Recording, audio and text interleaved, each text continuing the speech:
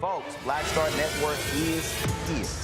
Hold no punches. I'm real revolutionary right now. Support this man, Black Media. He makes sure that our stories are told. Thank you for being the voice of Black America, Roland. Stay black. I love y'all. All momentum we have now, we have to keep this going. The video looks phenomenal. See, there's a difference between Black Star Network and black-owned media and something like CNN. You can't be black-owned media and be scared. It's time to be smart. Bring your eyeballs home. You dig?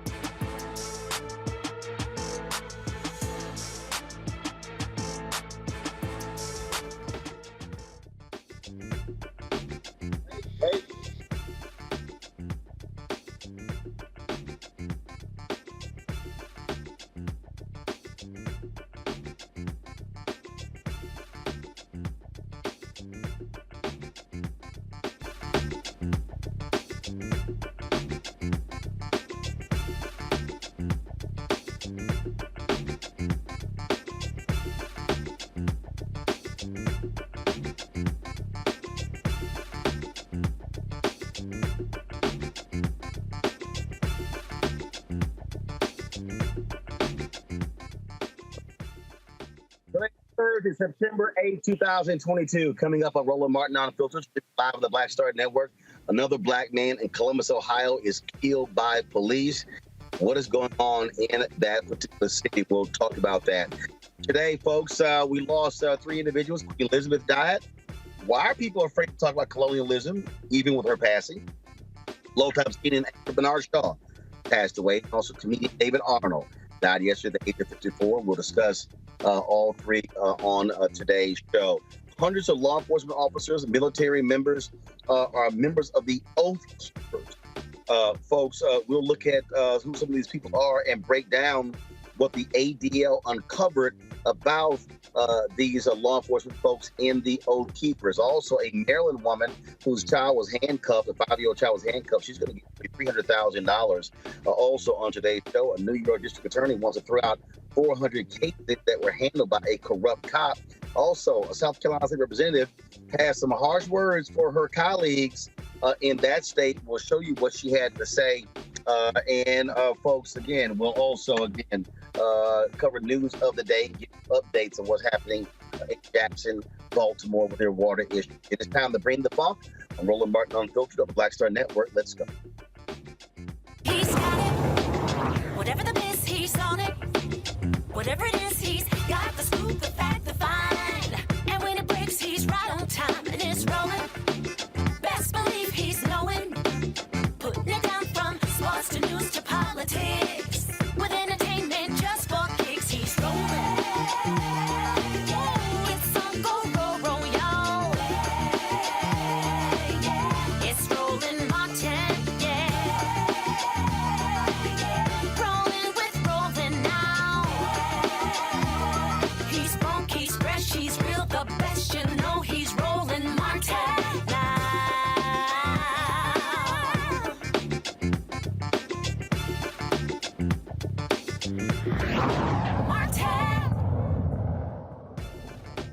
All right, folks. I'm in the nation's capital. Yet I'm not in the office yet because I'm stuck behind.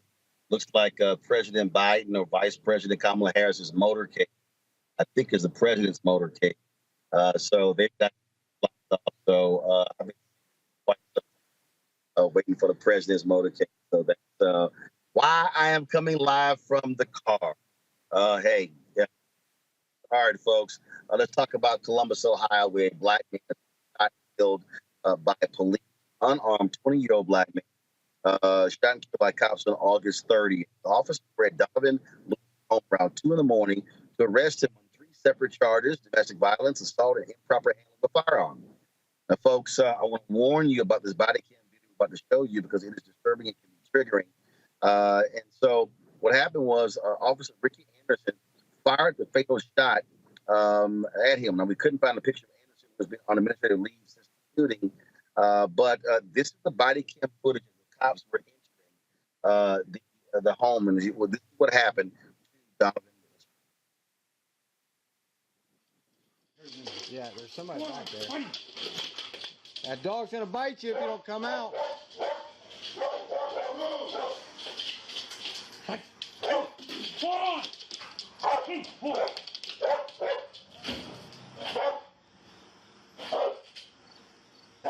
I'll move up. Okay, I'm with you. I'm with you. Somebody got taser. He's got gun. Door shut. Door shut.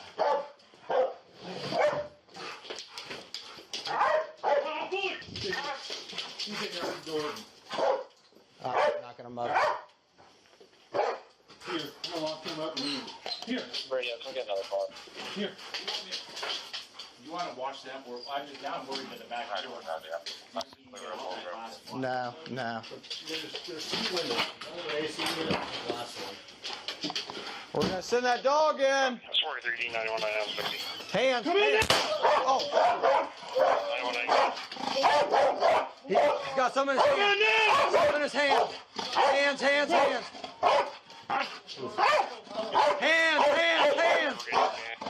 Hands. Let me see your right hand. Come like this. Crawl out here. Crawl out. I'm going. Crawl out here. Get your hands up. All right, cover me. I'm gonna go in. I got you.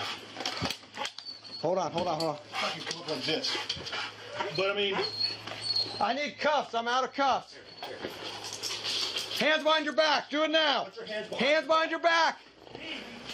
Call for a 24. Hands. 4310 started at 24.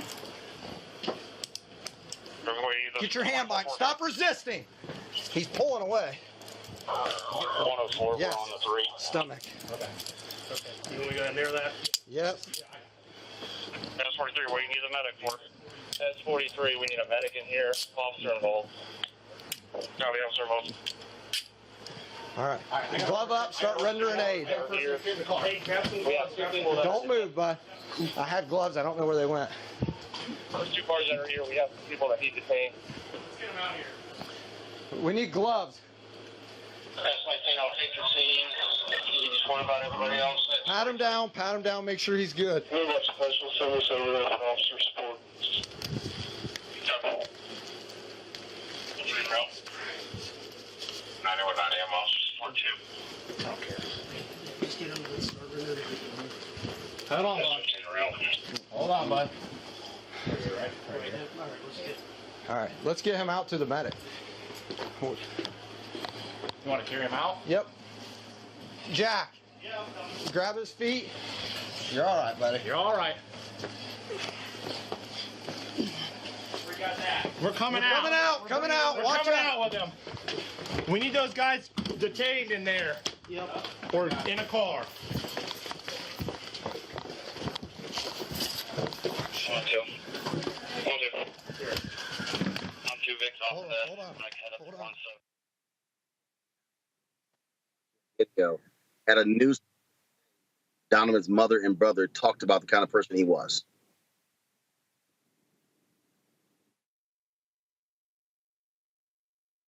Donovan had the biggest heart. You'll hear that over and over again from many different people who touched him in his life in different places and in different ways, whether it's a teacher, a coach, one of his best friends. He cared about others. He was active in the community, both volunteering alongside the rest of us, and he also he wanted other people to be well. Whether he didn't have anything himself, he would share the last of, whether it would be food, money, whatever he had, to make sure that others were safe and protected to the best of his ability. The last week has been very tough. There's a plethora of emotions, from being sad to angry to fear, the fear that it can happen to you as well. It's not okay. And over the time I've been able to grieve and reflect, and I've been looking at pictures of Donovan and I, and there's one picture that stands out, and it's Donovan in I think 2015, and when he's at a protest, and right here. Right here, and it's crazy to see that someone who's passionate and adamant about those type of things, that can happen to them as well. He knew this is not something that's he was oblivious to. We know these things happen, but we're still here asking the same questions. Why? We put in money, we put in manpower, and nothing changes ever. It's the same thing. As people said last week was the 3rd police shooting in 10 days. It's not okay. Things do need to change, and we all know it.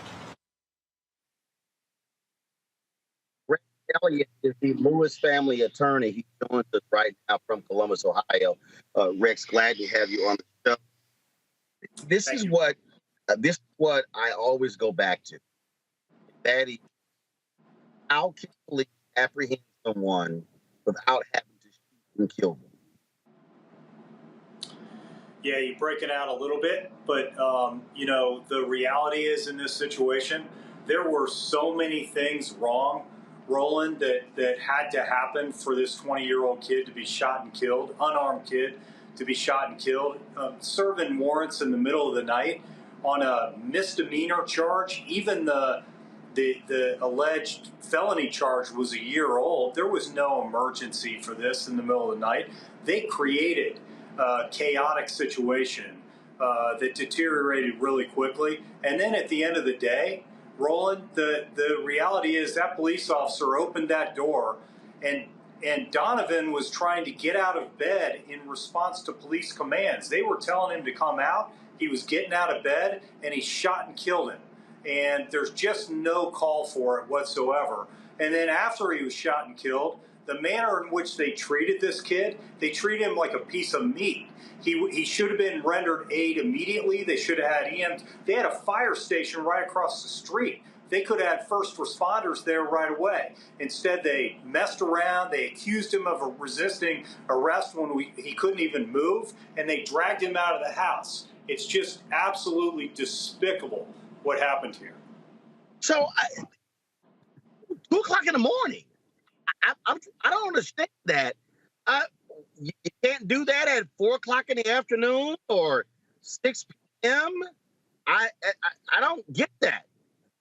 I don't get it either, and it's got to stop. The chief police here in Columbus, Ohio, Elaine Bryant, immediately after this said that it's important to serve these in the middle of the night to ensure that the people that they are seeking are at home. Reality is that's nonsense. Arrest warrants are served in daylight hours all the time. Heck, there are judges and magistrates that refuse to sign a warrant unless it's being executed during the daylight hours.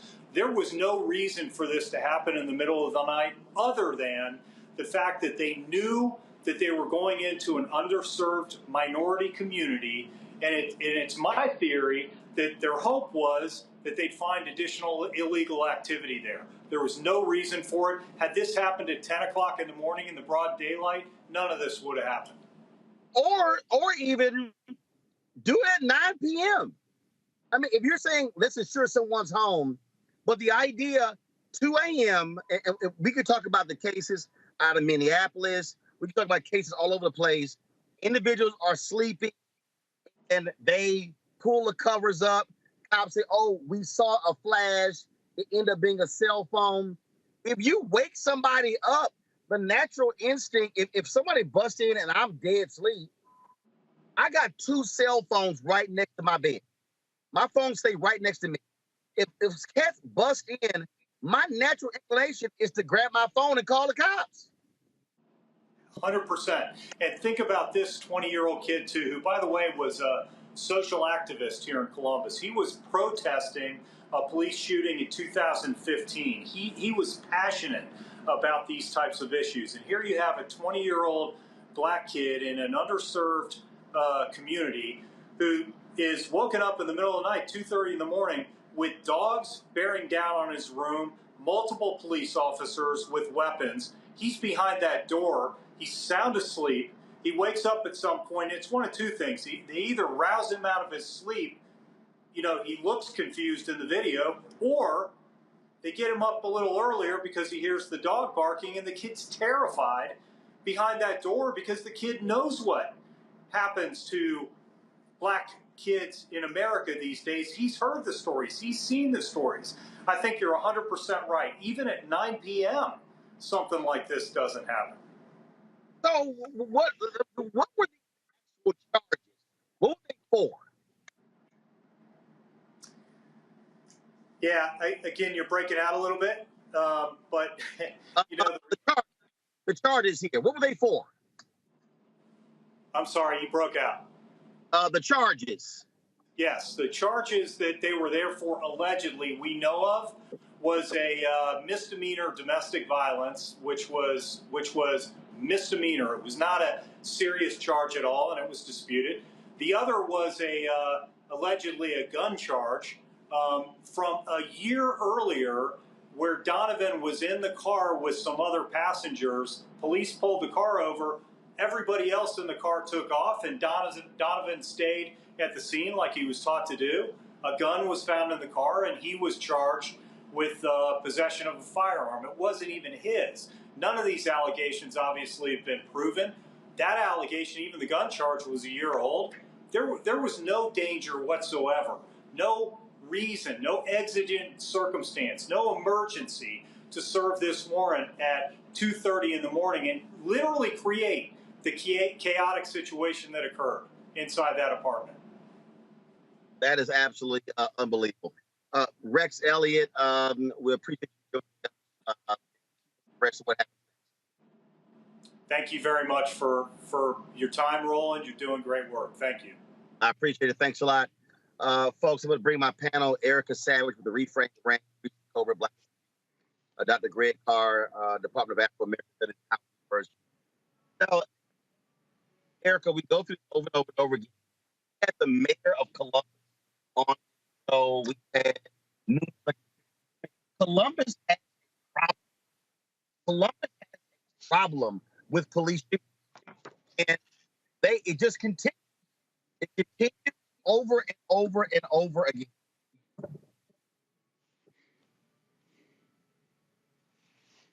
Erica, you got me? It was breaking up a little bit, but I did hear where you said Columbus. Erica, what I'm saying is Columbus has a problem with these shootings. Like, repeat it, with the mayor on, it's like, how does this department black men? Yeah, Columbus does have a problem, and America really has a problem. This is something that we're seeing in communities all over these United States. And, to continually hear that person that's described is always someone who is Black, is always someone who is quote unquote in an underserved community. Those are real telltale signs of who the police believe that they can menace and get away with it from. We just saw video footage here last week where we saw the police up close and personally shoot a person who was in a wheelchair into his death. And so when we talk about underserved communities, thinking about those who are disabled, thinking about those who are struggling to pay their bills. I saw the young man is working, at fast food restaurants. So, trying to put food on the table, things of that nature. We continue to see these demographics of people that are harmed by police officers. And so the way in which we saw the officer disrespect the young man after shooting him to death is the way that we have become so accustomed to seeing Black bodies handled, those who are in underserved communities handled. The only way that we're really going to get any remedy around this, and we've talked about this largely on this show as well, Columbus, Ohio is a microcosm for what we're seeing all about the country, is that there are real consequences for these killers, because that's essentially what they are. They were fully armed. They have the element of surprise. They have a dog, and then it's two of them to go and serve a misdemeanor and a felony warrant against a 20-year-old young person. When we see all of that type of arm going into the space of someone who they already know has a decent amount of fear with regard to the police, because he's been active in protest, as we've heard his family say before, and just being a part of the American experience in general, it really leads us to say that if there is not something immediately done about these badged killers, they're not going to stop in the disabled, in the Black, in the poor community. They're really, really going to continue to wage wars against communities that they feel that they have the ability to continue to menace. So this is really another person that is in the grave way too soon because of unhinged assassinators.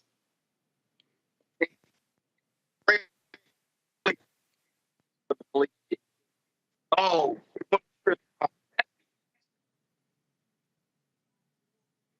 Sorry, Roland. You breaking up a little. That's a. Oh, we want. Okay. I think I got the gist of it in terms of the excuses they're giving. We certainly heard the Franklin County folks talk about, we have to wait, we have to see. And I agree with everything, of course, Eric has said. That young man, Donovan Lewis, was dead the minute those three killers got out of their cars. They went into that house to kill him. How do we know? Ricky Anderson, that piece of dog feces, who approached the bedroom door with his gun drawn, one of the three killers, the one who fired the shot and who was being rewarded now with paid administrative leave for his good service in service of the devilish project of white supremacy. That devil entered with his gun drawn and continued, if we see here in the video, to try to sick the dog on that door. Now, of course, when you enter, as you say, in the middle of the night, any human being would be startled. So when we see Ricky Anderson engaged in his devilish object, in his devilish mission of killing, if young brother Donovan had come out of the room into the dog, he would have been shot. Because even if he had come out very quietly, turning that corner, appearing would have been enough for him to be shot. Notice how the devils follow a script. So come out, the dog's gonna bite you. This is the middle of the night, man. So I'm gonna be startled like, what? The minute you come out, you're dead. Next, he shoots him and they go into the devil's script. Stop resisting. Stop resisting. Okay, that's what you're trained to say, the training. People talk about training.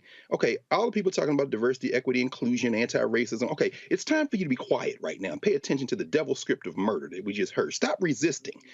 And then next, I'm looking for gloves. Why? Because they want to make sure that if he has some type of bloodborne disease or something, that they don't catch it. You see, what if we lived in a world where every time the killer pulls out their weapon to shoot, that bullet enters wherever the killer has aimed at the person they tried to kill? So when Ricky Anderson, the piece of dog feces, who killed Donovan Lewis, had shot, instead of penetrating Donovan Lewis's chest, it penetrated Ricky Anderson's chest. Of course, I'll leave that to the people writing fantasy fiction, at least in the short term. But then next in the script, we hear pat him down. This man is moaning as his life ebbs out of him, but we hear pat him down. Why? Because he still constitutes a threat. And then finally, as we heard you discuss with the attorney, and as you say, Erica, they took him out like the disposable thing that he was. They're very calm. Minister Aid. No, that's just for the script. And then they toted him out like he was garbage to the trash. This is not going to stop. No. It is not going to stop until they fear for their own worthless lives. This man's on paid administrative leave. While we're on here talking, he's somewhere sitting his ass up, high-fiving his buddies, and getting paid. This will only be stopped when he's dead for killing someone, either by the death penalty or when somebody invents a gun that when you aim it at me and try to blow my brains out, when it's headed for my head, it comes into yours and explodes it like a melon, you piece of dog shit. Reese, I say this all the time when we have these police shootings. You cannot come back from death. And if you're the police chief, you've got to say, folks, we can't have somebody die on some misdemeanor warrants. I mean, the goal is not to kill. The goal is to arrest or apprehend. And again, I go back to, it's 2 o'clock in the morning. Why? Why 2 o'clock in the morning? Naturally, any natural person is going to be dead sleep. And the reality is, and we know from all the rest of these shootings, they bust in, you can't make no move. There is no natural instinct. If I am asleep, where I don't jump up, grab something, as I said, most people, they go to sleep with their cell phones right next to them. But they're reaching for a gun. You are in absolute no man's land. You're DOA. Right. I mean, well, you said a couple of things that are key. You said we can't have people. Well, we already know that we're not humans to them. There are no humans involved, just like it's dog eats dog as far as that cop was concerned. You said you can't people kill for misdemeanors. Why not? Who gonna check them? Why not? If they want to, they absolutely can. And they do. And we see it over and over again. Every week we talk about it. Every day we talk about it. So who's gonna check them? Yeah. So they don't have to give that direction because they're doing as they're designed to do. They're in these roles, we're going to talk about it later, oath keepers, to do exactly what they're doing. Yep. So the reality is that the standard is don't be black, don't be half black, don't be next to black people if you don't want your ass to get shot. The standard is we can do whatever the hell we want to do when we want to do it, and ain't nobody going to do a damn thing about it. Because you black, or you half black, or you close to somebody black. That's just the way that the system goes, unfortunately, until something changes. And what we have right now is we have open season from these cops, and nothing is going to change that until something changes it. And I don't think it's going to be legislation. Well, and again, what you can have is leadership offering excuses for that. I want to pull this up. This is a story. There's a white soldier who was on trial. Give me a second. I'm trying to pull it up here. And named first of all, look at this damn name. His name is Killian Ryan. Was arrested on August 26th. He was arrested. He was a former paratrooper. And he said he enlisted in the military to learn how to better kill black people. I believe it. Sure. That's what he said, Erica. To learn how to better kill black people. Serve with him. I believe him. You said you served with him. Explain that for folks who don't know. With folks like that, so, you know, first and foremost, my father was in the military, so I have a background. So, you know, we base housing, moving from base to base. And my father was always, one thing that I appreciated about my father was always brutally honest. He came into the Marine Corps at a time where there were very, very few black people that were in the Marine Corps. Their basic training was substantially longer than any of the branches of the service. And they were known for being brutal killers. Like, that was what they were being trained to do. And so when he came in, there wasn't any protection. It was like, oh, if you black and you come in, if you survive, then congratulations, we might consider you a Marine. But as we, you know, move from base to base, like, my father would have these real serious conversations with us around certain why the element of our home was the way that it was. And what I mean by the element of our home is that, you know, even though, you know, we're, as we would say in the armed forces, you know, we're armed, we're all one. We know that anywhere anybody goes, I don't care what institution, what corporation, that we're always black first. And so my father was very, very adamant about us realizing that no matter where we went, no matter what our family function was, that we were first black. And so some of the conversations that we would then hear, like, especially as I moved into the military, were not as surprising, because I knew that those people were in the military from the time that I was a military brat. So there are things that you learn that though you may be stationed with someone, you're all on this living facility, that people still see you for who you are first. And so even though there may be a working relationship, you keep that working relationship very much so segregated, because then you don't want to allow, or one does not want to allow who that person really is to show up in a way of comfort where they could possibly cause harm to you or your family. So when I saw those people when I was in the military, I stayed away. We do what we need to do at work, but there was no getting close. There was no fraternizing, as they would say in the military, with that person, because I knew essentially that they would do, you know, they would cause harm if they had the opportunity to. We're going to take a break because we're going to continue this conversation, because we're going to talk about this leaked list of Oath Keep members and what it has revealed. Police chiefs, sheriffs, folks in the military who are members of this racist organization. We'll discuss that next, right here on Roland Martin Unfiltered on the Black Star Network.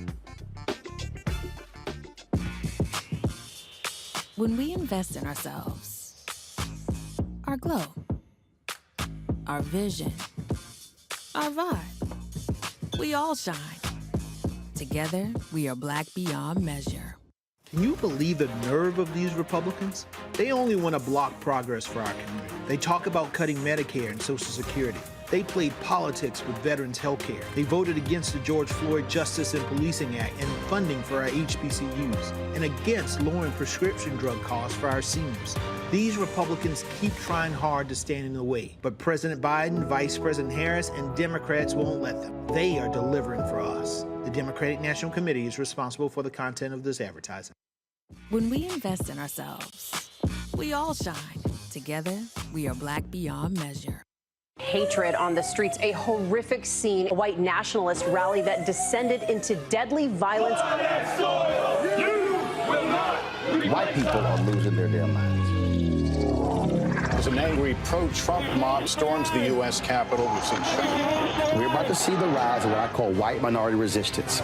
We have seen white folks in this country who simply cannot tolerate black folks voting. I think what we're seeing is the inevitable result of violent denial. This is part of American history. Every time that people of color have made progress, whether real or symbolic, there has been what Carol Anderson at Emory University calls white rage, as a backlash. This is the rise of the Proud Boys and the Boogaloo Boys. America, there's going to be more of this. Here's all the Proud Boys, guys. This country is getting increasingly racist in its behaviors and its attitudes because of the fear of white people. The fear that they're taking our jobs, they're taking our resources, they're taking our women. This is white fear.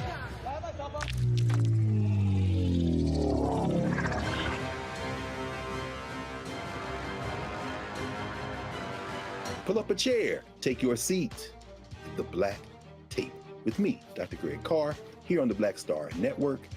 Every week, we'll take a deeper dive into the world we're living in.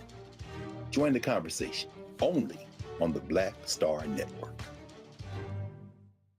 When you talk about blackness and what happens in black culture, we're about covering these things that matter to us, speaking to our issues and concerns. This is a genuine people-powered movement. There's a lot of stuff that we're not getting. You get it, and you spread the word. We wish to plead our own cause. Too long have others spoken for us. We cannot tell our own story if we can't pay for it. This is about covering us. Invest in black-owned media. Your dollars matter. We don't have to keep asking them to cover our stuff. So please support us in what we do, folks. We want to hit 2,000 people, $50 this month, raise $100,000. We're behind 100,000, so we want to hit that. Y'all money makes this possible. Check some money orders. Go to P.O. Box 57196, Washington, D.C. 20037-0196. The Cash App is $RM Unfiltered. PayPal is R Martin Unfiltered. Venmo is RM Unfiltered. Zelle is Roland at RolandSMartin.com.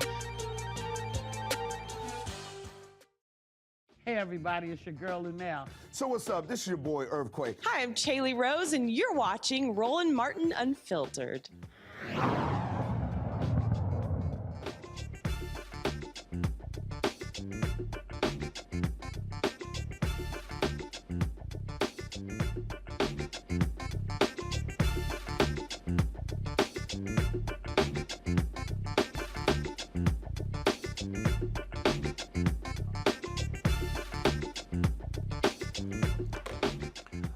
Elite member list of the far-right extremist group Oath Keepers. They are accused of playing a significant role in the January 6th domestic terror attack on the U.S. Capitol, has the names of hundreds of U.S. law enforcement officers, elected officials, members of the military.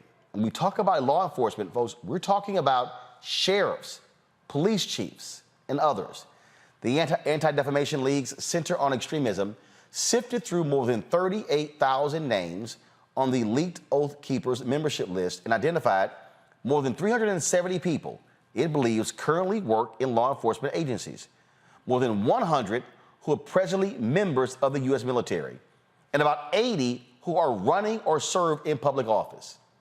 Some of the names the ADL discovered: Thomas Rummel, Sanders County, Montana Sheriff; Joe Wright, Collin County, Texas. Collin County, y'all, that's Plano, Texas. That's Dallas, okay? Constable Bradley Rogers, Elkhart County, Indiana County Commissioner. Wendy Rogers, Arizona State Senator. Phil Jensen, South Dakota State Representative. Bob Gaiuta, New Hampshire State Senator. Idaho State Representative. Chad Christensen, Alaska State Representative. David Eastman, Major Eben Bratcher, Yuma County, Arizona Sheriff's Office. Lieutenant Philip Mercurio, City of Pittsburgh, Sergeant Michael Lynch, Anaheim, California Police Department. The list goes on and on and on. This here, greatly significant, Reese. And here's the deal. We've known this for quite some time. This is not the first time we've known this. We did the story here where the group uncovered this private Facebook group of officers from all around the country, St. Louis and Philadelphia, other places, where they were making racist remarks, sexist remarks in this private Facebook chat room. We know it was in San Francisco where officers were busted for making racist remarks. The Cincinnati police officer just fired for using the N-word. Chicago cops using the N-word. There were Orlando officers that were fired for racist comments as well. The fact of the matter is, in law enforcement in this country, the military in this country, there are racists, there are individuals who are part of these far-right militia groups. And it was interesting because one of these sheriffs said, oh, yeah, I was a member, but but I left because I felt their language was too incendiary. Really? Really? So between the Oath Keepers and the Proud Boys and the rest of these groups, they're all the same. Absolutely. But what it really goes to is the fact that these people are not just sitting around having a beer, being buddies. These people want institutional power. And that's what we have to be concerned about, because these are people that are running for office. These are people that are police officers, people with badges that can go around killing people or harassing people, and just having their way. And so I think it just goes to show again how we need to be in these institutions as well, because I don't want a bunch of white overseers, whether it's cops, prosecutors, judges, or elected officials. And so, they're leaving no stone unturned in this battle for white supremacy, in this battle for white nationalism, in this battle for the government and power, every facet of power, military, police, elected. That's the main facets of power that you have. And they have every single part covered. We need to make sure that we are diligent about keeping them out of these spaces, and we need to make sure that we're diligent about getting into these spaces and holding our own damn power. Greg, you had members of Congress who were highly critical of Secretary of Defense Lloyd Austin because he was trying to rid the military of these racists. And these fools objected. They wouldn't even vote for it. He was trying to rid them of these white supremacists, these anti-Semitic folk, and Republicans were like, we're too woke. Why are you focusing on this?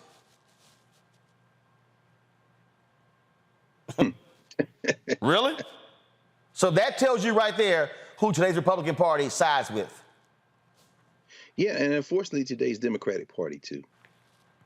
And today is a day I think we are reminded of that, even as this 96-year-old Queen of England goes off to meet her ancestors. And I hope on her journey that it's peaceful, and then when she gets there, they have a segregated heaven so that she don't run into the millions of non-white people who she ruled over for 70 years. But there will be people who stop and say, well, we should, she was the queen. We'll just pay our respects. Okay, it's the same thing. Let me make the connection. And what Reese said is very important for us to understand. Institutions that do not protect you are not institutions that serve you.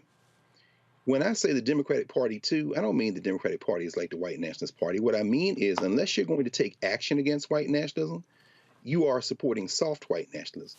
There is no protocol and there is no decorum when someone has their foot on your neck. These white nationalists are determined, as Reese said, to rule or ruin. They have weaponized beyond the paddle rollers who are in uniform. And again, we're obsessed with uniforms because of the slave mentality we've been given. That's why some people gonna cry crocodile tears when they see Charles III, the new king, in a uniform, and everybody in uniforms. They just love watching uniform. We have been trained to respect the uniform.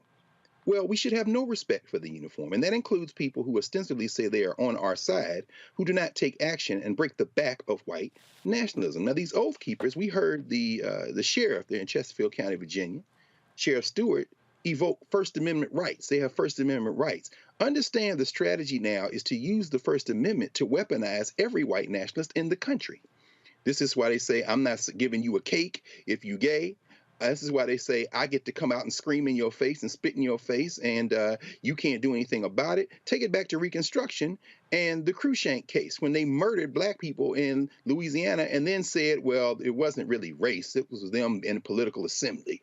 The point I'm trying to make is this. The Oath Keepers are not criminals. They are supported and abetted by the structure of this government at every level. Black people are not safe in the United States of America. We're not only hunted, as Reese said, by those in uniform. We are not protected by those who ostensibly claim to be against them, because when these white nationalists and their full-throated white nationalism stand up in legislatures and refuse to do anything about it, well, then everybody else says, well, we'll just have to keep fighting. We'll just keep trying to persuade them. We're fighting for the soul of America. It has no soul. Either you break the back of white nationalism or this country is going to explode, because people will finally get the message that the only thing we can count on to protect ourselves is us. And at that point, you don't have a country. And perhaps you shouldn't have a country. Erica, the reason, and I'll explain this here, the reason I chose this particular photo, and I picked the photo, because what this image shows is, give me I want to see the image. This is what I want to see. Look at this here. This is a white man in front of the Capitol, and his arms are outstretched. And what he is actually saying is, this is ours. That image right there of his head tossed back and this is ours. And that's what January 6th was all about. That's what this book is about. That's what these Oath Keepers is about. That's what the Proud Boys are about. And that's why the Republican Party is aligned with these people, because they are their voters. That's what Charlottesville was about. And we can go on and on and on. Their entire being, this is ours. And I play that clip all the time from The Good Shepherd. And I play it for a reason, because just that scene tells us exactly who these people are. When Joe Pesci says, we the Italians got this, the Jews got this, he uses the N-word to describe black people. We couldn't even be called, we would call the N-word. He said, they got their music. He said, what do y'all people have? And Matt Damon's Wasp character says, we've got the United States of America. The rest of you are just visiting. That right there, that's where we're at right now. Yeah, I can remember the Wall Street Journal. I believe it was back in 2013, and on the cover, it was a profile of the first Daddy Bush, the last of the Wasps. And so it was, another kind of telltale sign of what has always been, which is this really need for raw, naked, as we've said on this show so many times before, power. And that's what I think the power behind your book, Roland. I'm so excited about the hardcover. We're getting that next week. And then Reese's second book, The Must Race Watches. All of this is coming at a time where people really do need to sit themselves in the reality of what's happening. The reality of what's happening is, we look at Donovan Lewis, and we saw his mother speaking before that crowd. Usually when there's a black body that has been assassinated by the police, we're normally looking at black mothers and black fathers. We were looking at a mother that was not black. To let you know that white supremacy or white nationalism, because it's not supreme, but white nationalism is really only interested in power and those that will bend to it. And so you have those components that are willing to bend to it to make sure it stays intact, one of which is law enforcement. Lest we forget that in 2006, the FBI had a report that talked about the insurgence of white nationalism, folks who were in local police departments, in the military. And then we had in 2020, around this same month, there were a series, I think it was a 4-part congressional hearing that happened around local police units. And what was the big topic? It was talking about confronting white supremacy in local police departments. And so that whole Reese asked who gonna check me boo, that is their stock and trade. They've not been checked. Administrative leave is not checked. That's our money, making sure that they still continue to get a check. And so until there's something done to ensure that these fools know that if you even think about it, if you get out of line, there is a price to be paid. This is what we're going to continue to see. We know that they make sure that they stay involved in politics on the local, the state, the congressional level. Their master, the son of a Klansman, has really invigorated them in a way where they really have become one with the fact that if you're really going to take power from us, you're going to have to try to grasp it. And so another system erects. And so as we continue to look at all of these different acts of violence, as we continue to see people become more unhinged to really let you know who they are, just believe them and act accordingly. And for me, that would also ensure that people who are actually talking about not participating in the midterms or the upcoming elections that we have, If you don't think it's going to get worse, give me your cell phone, give me all sense of security, and give me your house keys. And we'll talk about it in another 60 days or a couple of years. Teach. The thing that for me that jumps out here, Reese, that I really need people to understand, and the reason I wrote the book because I wanted to connect the dots. When you take these Oath Keepers, Proud Boys, then you take the attacks on the 1619 Project, then you see the attacks on African studies, Afro-American studies, then when you see the attacks on critical race theory, then you see the attacks on diversity, equity, inclusion, the attacks on multiculturalism.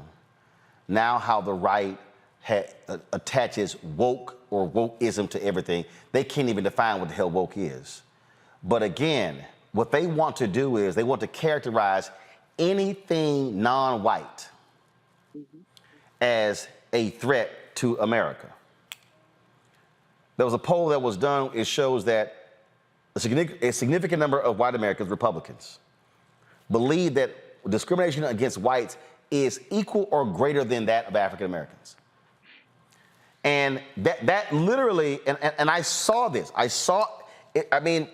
With Obama wasn't even in the White House 30 days. I said to John Avlon, we are living in the beginning of white minority resistance. Mm-hmm. And I'm saying that because I don't think, Reese, our politicians, I don't think a lot of African Americans are fully understanding what the hell I'm talking about. Mm-hmm. I don't think people really are comprehending how dangerous this is. Right now, you have the Supreme Court that has decided to take a case out of North Carolina, where Republicans are asserting that the state legislatures can overrule the will of the people and they don't have to follow any voting laws whatsoever. Mm-hmm. And you got this guy, Leo Terry, who led the Federalist Society, and this billionaire has given him $1.6 billion to spend any way he wants to. Yep. And they have filed an amicus brief with the Supreme Court endorsing these ideas. This thing is so dangerous that a group representing 50 of the nation's state Supreme Court chief justices issued their own warning to the Supreme Court not to rule in its favor. So what these white nationalists are trying to do, and I need everybody who's watching, who's listening, to understand the depths of this. What they want to do is they want to freeze in place any gains, strip away, take away, because they see what the numbers look like. And let me say this to my white Latino friends. You're not white. And so we got to talk to white Latinos who are operating with a white mindset and saying, well, I'm going to choose with the white folks versus Latino folks, and understand they ain't riding with you either. Mm-hmm. This is a threat to our children's children. And so when I listen to all these yahoos, these black folks who are following some of these old ignorant people out here, I ain't voting for this, I ain't voting for that. Trust me, Donald Trump told you after 16, he told you thank you for not voting.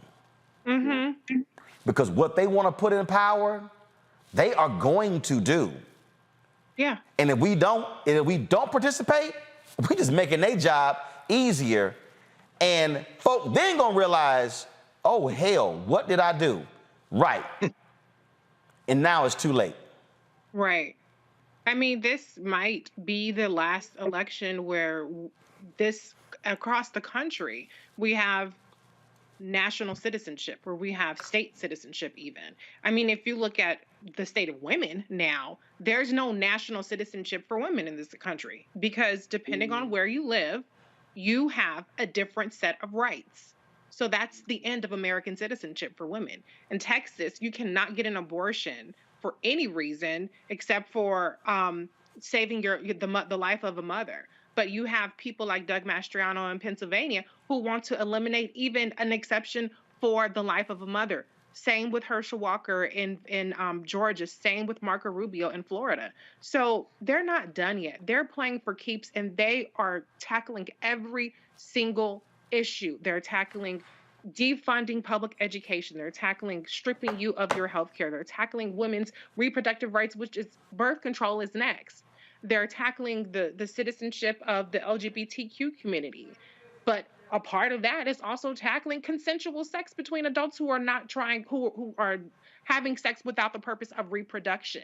Like, I don't think that people really understand how insidious what they're trying to do is, but it starts with our own citizenship. It starts with gerrymandering us out of being able to influence our elections, which they've done in Texas, which they've done in Florida and other places. That's what the North Carolina, and then the next part is getting these election deniers who will set aside the results of the elections. That's what they're trying to do in Pennsylvania. That's what they're doing with these Secretary of State races. There is every part that they're trying to do, but what Republicans are smart at is they throw out this really incendiary, really inflammatory stuff. So we're talking about woke, and they're talking about banning trans athletes like anybody gives a damn about a 15-year-old trans kid playing volleyball or swimming. And they throw out all of these things when, if you look at the record, that's where the real danger is. I mean, obviously their rhetoric is dangerous, but when they want to deny your existence and your humanity in this country and they want to overrule that, that is a big fucking deal. And I want people to quit sleeping on what's happening. Because this is it. This is really it. And the polls might be looking a little better for Democrats, but this ain't over until people vote. And then if you don't vote now, then if you have a Republican governor in Pennsylvania, if you have a Republican governor that wins in Michigan, if you have a Republican governor that wins in Wisconsin, it don't goddamn matter what we vote for in 2024, because they can overturn the Electoral College votes, even if Biden, Harris, or whoever runs for the Democrats wins by millions more votes like Hillary Clinton did in 2016. So this is it, people, and I know y'all tired of hearing that, but that's the reality of it. And if you don't believe me, you can pick up my book, okay? Because I'm talking about it in both of my books, about what these people are planning to do with their power should they get it. And I'm telling you, Greg, that there are people, I deal with these people every single day, and they come with the usual BS. Oh, man, you sell out for the Democrats, you a Democratic shield, you own the plantation. Folk, I'm trying to tell you, Mitch McConnell knows very well who the Oath Keepers vote for. Absolutely. Marco Rubio, he knows who the Proud Boys vote for. Absolutely. I'm telling you right now, Ron Johnson, he knows who the white nationalists vote for. Absolutely. They know that is their base. The Confederate flag waving folk. It's only one party today that defends Confederate monuments. It's the Republican Party. It's only one party that has actually made voter suppression a part of its plank. Let's just be straight up honest. And their whole deal, look, and I warn these folks this. Now, I remember when I did a panel at the CBC, and hell, that may have been 8 years ago. Hell, it could have been 10 years ago. And they were talking about, and Cheryl Eiffel was on it, Kristen Clark was on it.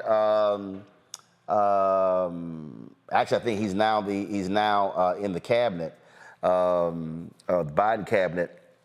He was Secretary of State of California, and they kept talking about black and brown. I said about voter suppression. I said, y'all. I said, y'all better stop overlooking white folks. They have moved a voting location off the campus of Texas A&M. Y'all, Texas A&M, my alma mater, is conservative as hell. But why are they moving it? Because they don't want them white kids voting. They see what's happening. So people need to understand this thing is so deep, and they are literally meeting, planning. They are funding this thing. The reason these white conservatives hate George Soros, because he got they type of money. That's why they brand any progressive DA a George Soros DA. So they ain't never had a problem with Sheldon Adelson before he died giving billions of dollars to the Republican Party. But, oh, you're a George Soros DA.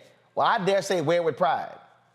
What these people want to unleash on this country, Greg, and put it in historical terms, because I love these people who keep saying we ain't never seen this before. Anybody, if y'all see anybody say, slap the shit out of them.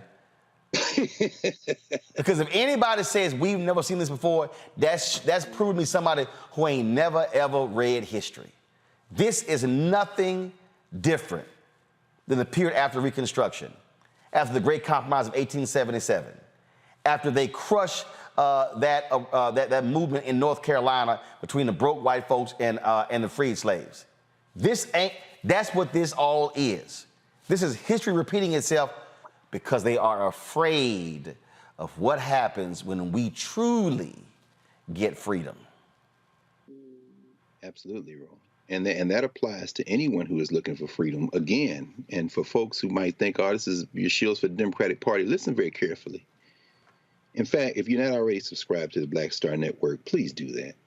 And tell other people. Everybody here probably already is. So you need to tell 10, 20, 1,000 other people to subscribe, because this is the only place you will hear things that might be mentioned other places or even discussed other places, discussed in this way. And trust me, this is the only conversation that matters, because to evoke Elijah Muhammad, and Paul's here to note the passing on the 27th of August of Ava Muhammad, who was the chief spokesperson for Minister Louis Farrakhan, friend of mine, very important sister, lawyer out of Columbus, Ohio, by the way, who made transition. And I think about the Nation of Islam when they said that when this country falls apart, it's going to be the shock of the hour. The shock of the hour, they call it in the Nation of Islam. So all the other places having these conversations, when it falls apart, they're going to be shocked. No one will be shocked in the Black Star Network, because we've been trying to tell y'all. And Reese, I appreciate you framing this in the way that you did as it relates to, the rule of law. See, what's really on trial in this process is the rule of law.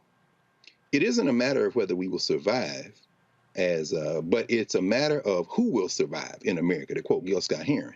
So, Roland, when you say that the Democrats are not for maintaining the statues, well, I wonder, because you see, many of the statues in the South, as you know, are on private property. When I watched you interview the great Fred Gray last month, in the conversation you all were having, he talked about with great pride that they're going to get one of those Confederate monuments down there in Montgomery, and that the Fred Gray Road and Rosa Parks Road, Martin Luther King now abut that public land. They can do that. But here's the problem. Many of those Confederate monuments are on private property. And the problem we have with the Democratic Party is they draw the line, because they think that there's a rule of law in this country, at the First Amendment. So they say, well, we can't do anything about those on private property because they have the First Amendment right. Well, sir, you've mistaken the concept of rule of law for white nationalism. They're hiding behind the First Amendment. The same thing with gerrymandering, as you just raised. Again, you're not going to see this anywhere else. This Rachel Maddow, Joy Reid, I'll just start naming the names. It really doesn't matter. You're not going to hear this conversation, even though they know full well. Now, Ellie Mastal may slip in there and say a few of these things. Then they kiki and keep going because they think they live in a country and they don't. The point is this. When you start talking about gerrymandering, the Supreme Court has ruled that there's a difference between justiciability, meaning the ability to bring a case in court, have standing, and have a constitutional issue at stake, between political gerrymandering and racial gerrymandering. Those who say, I don't agree with these white nationalists in Wisconsin who have so gerrymandered the Wisconsin legislature and voting for it that you can have a majority in the state vote for one party and the other party still have a majority, they will say, but I respect the courts because, this is not a justiciable issue. Once you say I respect the courts, you have tested the rule of law, because here's what is at stake.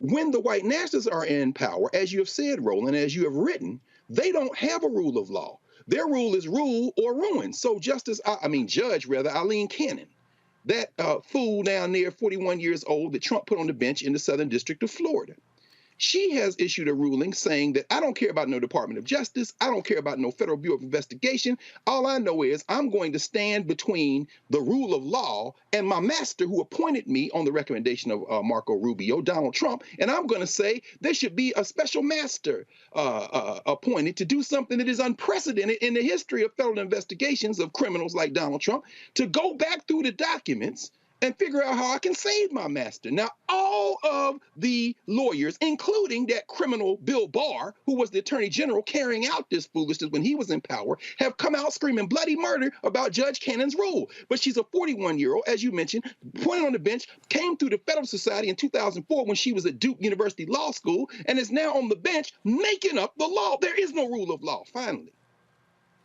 On this Black Star Network, we interviewed a guy, Richard Kreitner, who writes for The Nation magazine, wrote a book a couple of years ago called Break It Up. He says the central theme in American history is not union, but disillusion. And then year by year, as you say, highlighting Reconstruction, but going back to the beginning when the 13 colonies broke with George III, who came to the throne after Elizabeth I. By the way, the one that just died was Elizabeth II, just to tie together these white nationalists.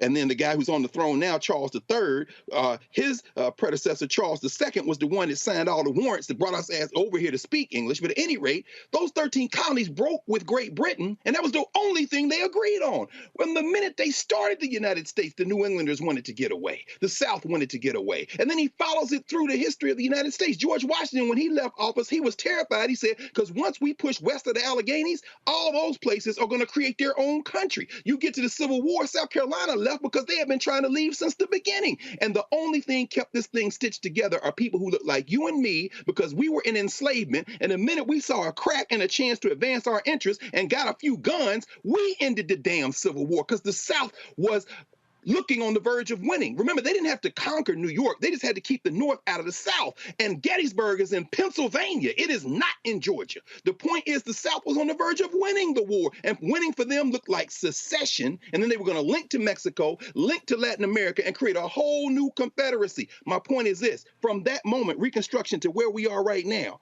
it has been non-white people, chiefly black people. And by the way, white people do include, as you say, Roland, Spanish, because Eileen Cannon came from Colombia. She was born in Colombia. Her mother is one of them Cubans that left Castro's Cuba in 1959. So she's white too, and she just happens to speak Spanish. But the only thing that's kept this together is people saying, we don't give a damn about y'all. But if you believe in your own rule of law, we can force you to stitch this thing together long enough for this to get some room to operate. But when this thing collapses, it doesn't mean that we're going to die. Don't be scared, as you say, Roland. People say, y'all shield for Democratic Party, Republican Party. Shh. People don't like me. You know, some of my friends who are on the radical left say I told them to shut up, and they mad about that still to this day. So I'm not going to say shut up. I will. Shut up. Well, no, I'll just say, as John Henry Clark said, be smart. Don't get mad. Get smart. Understand that if you don't go out there and vote, you're not propping up a system. You're trying to work in your own interest, because if you don't and they do get in charge, again, they've already lined up the agenda. You see these white nationalists saying, when we take the House, we're going to investigate Biden. We're going to investigate the Attorney General. Fauci, everybody. Fauci, all of them, right? So when they do that, here is the danger. Here's the danger. All my friends that say, well, they're all the same. No problem. See, philosophically, I agree with you enough, but here's why I know we disagree. I know y'all ain't got the heart to kick in the door waving the 4-4. But I'll tell you who does have the heart to kick in the door waving the 4-4. All them people who may not have voted, but when they realize that there is no rule of law to protect them, and the only thing gonna stand between them and the grave is a strap, this thing is going to fall completely apart. Because if you don't try to fix it through the political process, the only other alternative is revolution. And most people are not revolutionaries, but if you kick in the door on their mama, then you ain't got enough police. And I don't want to see that happen. I'm not cheering for that. I'm not expecting that. I'm saying voting is one way to perhaps forestall that moment. But what is inevitable is there's going to be, in the words of Lerone Bennett Jr., confrontation in black and white. The only question is, do we want to shape the terms now, or do we want to shape the terms later? Folks, going to a break. When we come back, we will do our Black and Missing. Also, Queen Elizabeth died today, 96 years old. It has stirred a lot of emotions. The British are mourning her death. The Irish are cheering her death. There are people who are angry with black subjects, saying, how dare you be upset? But did they tell the Cubans that when Castro died? We're going to unpack this, folks, and walk you through this, because we need to help folk understand colonialism and its impact on the legacy of Queen Elizabeth. You're watching Roland Martin Unfiltered on the Black Star Network. Folks, if you're on YouTube and Facebook and Instagram and Twitch, y'all, hit the like button. Stop riding for free. We should easily be at more than 1,000 likes right now. Hit that button. And of course, download the Black Star Network app, Apple phone, Android phone, Apple TV, Android TV, Roku, Amazon Fire TV, Xbox One, Samsung Smart TV. And of course, if you want to support us, join our Bring the Funk fan club. Our goal is to get 20,000 of our fans contributing on average $50 each for the year. Y'all get this show, all this. Y'all ain't getting this on no other platform. Let me go ahead and really break this thing down. Check your cable bill. You literally, what did I just tell y'all? $50 a month, $50 a year, $4.19 a month, 13 cents a day. You literally right now are paying more for Fox News, CNN, Fox Business, every month on your cable bill. Oh yeah, that money's going to them. We are providing this show, Farage's Daily Show, weekly shows from Greg, Jackie Hood Martin, Stephanie Humphrey, weekly shows from Deborah Owens. We literally are working on 3 or 4 other weekly shows right now. Y'all, by mid-October, we plan on launching our 24-hour fast channel. There's no other black-owned media company in America as providing this level of news and analysis. Not Byron Allen, not Essence, not Ebony, not Blavity, not any of them. No black-owned platform is doing what we do on a daily basis. Period. So your support matters. This is no different than taking a subscription out to a newspaper. It's the same thing, and it's a hell of a lot cheaper, and you're getting a hell of a lot more. Send your check and money orders to P.O. Box 57196, Washington, D.C., 20037-0196. Cash App, $RM Unfiltered. PayPal is R Martin Unfiltered.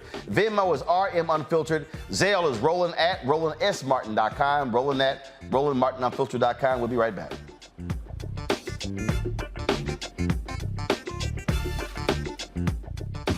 When we invest in ourselves, we're investing in what's next for all of us. Growing, creating, making moves that move us all forward. Together, we are Black beyond measure. Can you believe the nerve of these Republicans? They only want to block progress for our community. They talk about cutting Medicare and Social Security. They played politics with veterans' health care. They voted against the George Floyd Justice and Policing Act and funding for our HBCUs, and against lowering prescription drug costs for our seniors. These Republicans keep trying hard to stand in the way, but President Biden, Vice President Harris, and Democrats won't let them. They are delivering for us. The Democratic National Committee is responsible for the content of this advertising. When we invest in ourselves, our glow, our vision, our vibe, we all shine. Together, we are Black beyond measure. Hi, I'm Vivian Green. Hi, I'm Wendell Pierce, actor and author of The Wind in the Reeds. Hey, yo, Peace World, what's going on? It's the Love King of R&B, Raheem Devon, and you're watching Roland Martin Unfiltered.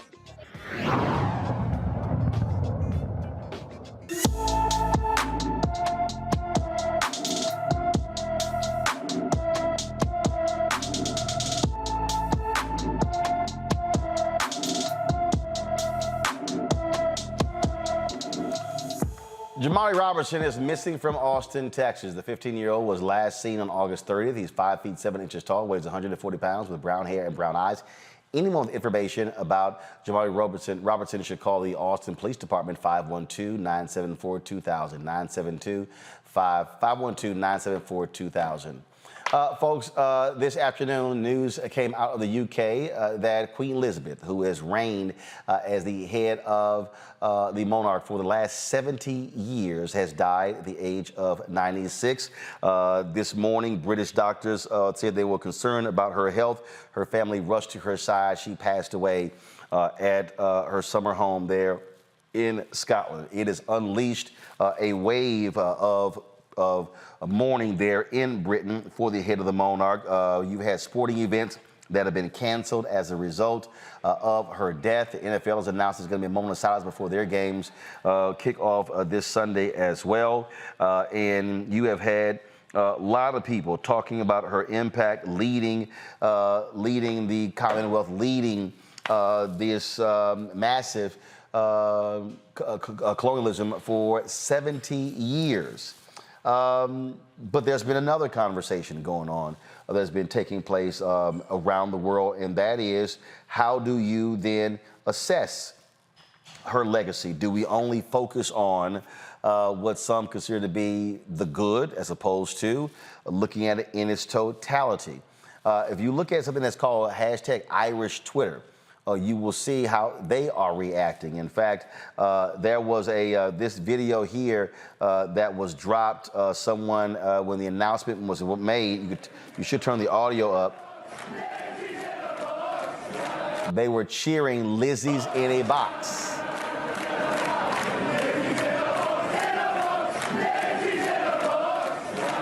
In fact, other parts of the country, I was there was some video that I pulled up.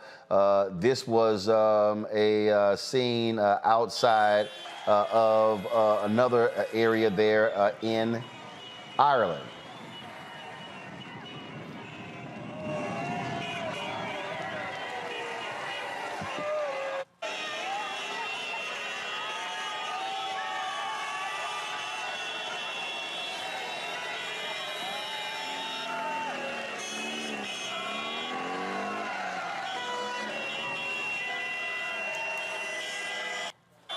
Now, it's interesting when you begin to assess this. I saw this tweet just moments ago from Karen Hunter, Sirius XM radio show host. And she said to folks, she says, FYI, it's spiritually tacky to celebrate the death of anyone. Okay. So, and then she had a second tweet where she said, give me 1 second. She said, that said, Black Twitter, Irish Twitter, and them are going straight to hell. And some of these reactions are mad funny because two things can be true. What we've seen here, I was a little bit earlier, I saw a tweet from Eric Erickson, and he was not happy at all with journalist Wesley Lowery. Allow me to find that. So here was a tweet right here from Jamel Hill that clearly upset Eric. She said, journalists are tasked with putting legacies into full context, so it is entirely appropriate to examine the Queen and her role in the devastating impact of continued colonialism. Well, Eric wasn't happy, so Eric goes, the professional race hustlers who profit off perpetuating racial issues never disappoint in their efforts to weave racial grievance into everything. It really is impressive. Again, that was one reaction.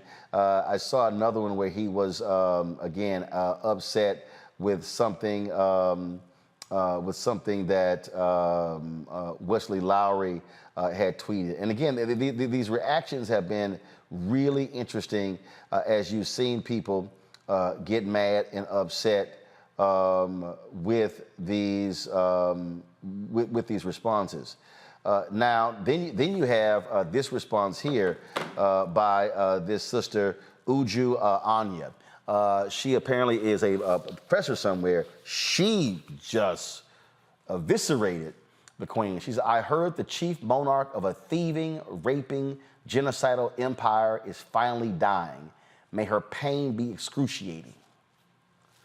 She then said, that wretched woman and her bloodthirsty throne have fucked generations of my ancestors on both sides of the family, and she supervised a government that sponsored the genocide my parents and siblings survived. May she die in agony. Wow. Some will call that harsh. But again, I'm going to put this thing in context in a second, because Karen Attiah, this was interesting here. This was a statement that came from. Let me just do this here. I'm going to pull the actual tweet up because I thought it was very interesting when I saw this tweet. And I guarantee y'all, you're not going to have this conversation anywhere else but here on Roland Martin Unfiltered. The president of Ghana sent out a tweet. And Karen responded to it. This is what the president of Ghana, Nana Akufo-Addo, tweeted. My thoughts and the thoughts of all Ghanaians at home and abroad are with Queen Elizabeth II, the British monarch and the head of Commonwealth, the organization member and her family in these difficult moments. I wish her the best and God's blessings. But this is what Karen tweeted. The UK rejects visa applications from Africa at twice the rate of people from other parts of the world and is still holding on to cultural items it plundered from Ghana. But sure, let's kiss the ring. Wow. Now, I also saw, I'm going to find in a second, there was another tweet that Karen sent out that I do think is worthy to discuss because she made a mention about who were subjects. As a matter of fact, so this was one of her tweets. My great-great-grandparents worked in the British colonial administration, as did my grandfather for a while before independence. My father and mother were born in Ghana and Nigeria, respectively, under British rule. So here you have a opinion writer for the Washington Post who's talking about her family. She's talking about what took places. You know, this was. Let me find that tweet if I can. Oh, here it is right here. Before I go to our panel here. Black and brown people around the world who were subject to horrendous cruelties and economic deprivation under British colonialism are allowed to have feelings about Queen Elizabeth. After all, they were her subjects too. Go to my panel here. It's the reason I think this is important, Karen. I'm sorry, Reese. I'm sitting there reading Karen's tweet. Is because there is this view that when a significant figure passes away, a world leader, that it's supposed to be all positive, no criticism. It's always those things can wait.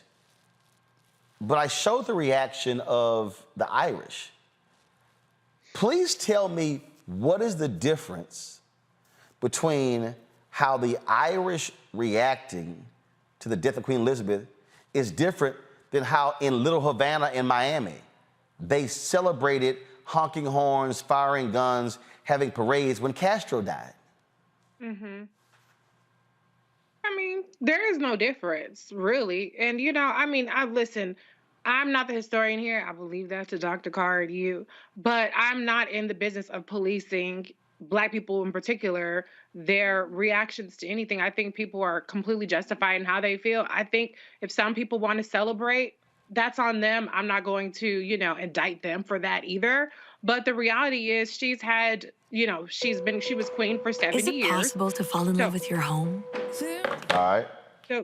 So she's had 70 years of pomp and circumstance and kissing the ring and everybody bowing before her. And so if people want to have an honest evaluation of her record and what it means beyond these crown jewels that are stolen from Africa or these pageants that they put on, I think that that is perfectly reasonable in this moment. See, this is an example, Erica, of what I was talking about earlier. People who literally ain't read shit. Because what we do is we go, oh, Queen Elizabeth, oh, she was just, you know, she was this nice figure, this nice woman, grandmotherly, and walked around in big hats and jewels and robes and all that fun stuff. Had some kids and princes and princesses and all that sort of stuff. And people think it's all fairy tale, but the reality is that government ruled a large part of the world, ruled African nations, was a brutal regime. So it shows to me that a sheer arrogance, especially of white Americans, who refuse to acknowledge what life was like for folk who were under colonial rule. Yeah, it's par for the course. You know, they feel like they are in charge of Black people, Black labor, Black thought, Black feelings, but are free to have their own. You know, you're talking about all of those nations that monarch has ruled for since 1627, and just thinking about it wasn't that long ago in the 1960s that Barbados was given autonomy, and we know that the complexion of Barbados is reflective of ours. So when we talk about policing, you know, there's definitely over-policing of Black folks, period, in this country and beyond. I think that also goes to emotional reaction, because some of the stuff that I read on Irish Twitter, I mean, it was just like, it was cold-blooded. They gave no fucks about what they said with regard to Elizabeth's departure. They didn't care what people felt about it. They were speaking from people who were subject to her rule, and they were very frank and honest about it. So, you know, when we start talking about Black people, the last tweet that you read from Karen, I'd read that earlier myself, and I said, absolutely damn right. I don't know what that experience is. I know what my experience is in this country, but to police and tell Black people how to behave, how to comport oneself, no, not when, you know, this woman has had 70 years of reign. That didn't happen because of what you described in that descriptor when I think about all the childcraft books I had growing up. Honey, that was blood, okay? You don't sit somewhere for 70 years eating bonbons and having fresh truffles delivered because you're sweet. That was blood. Greg,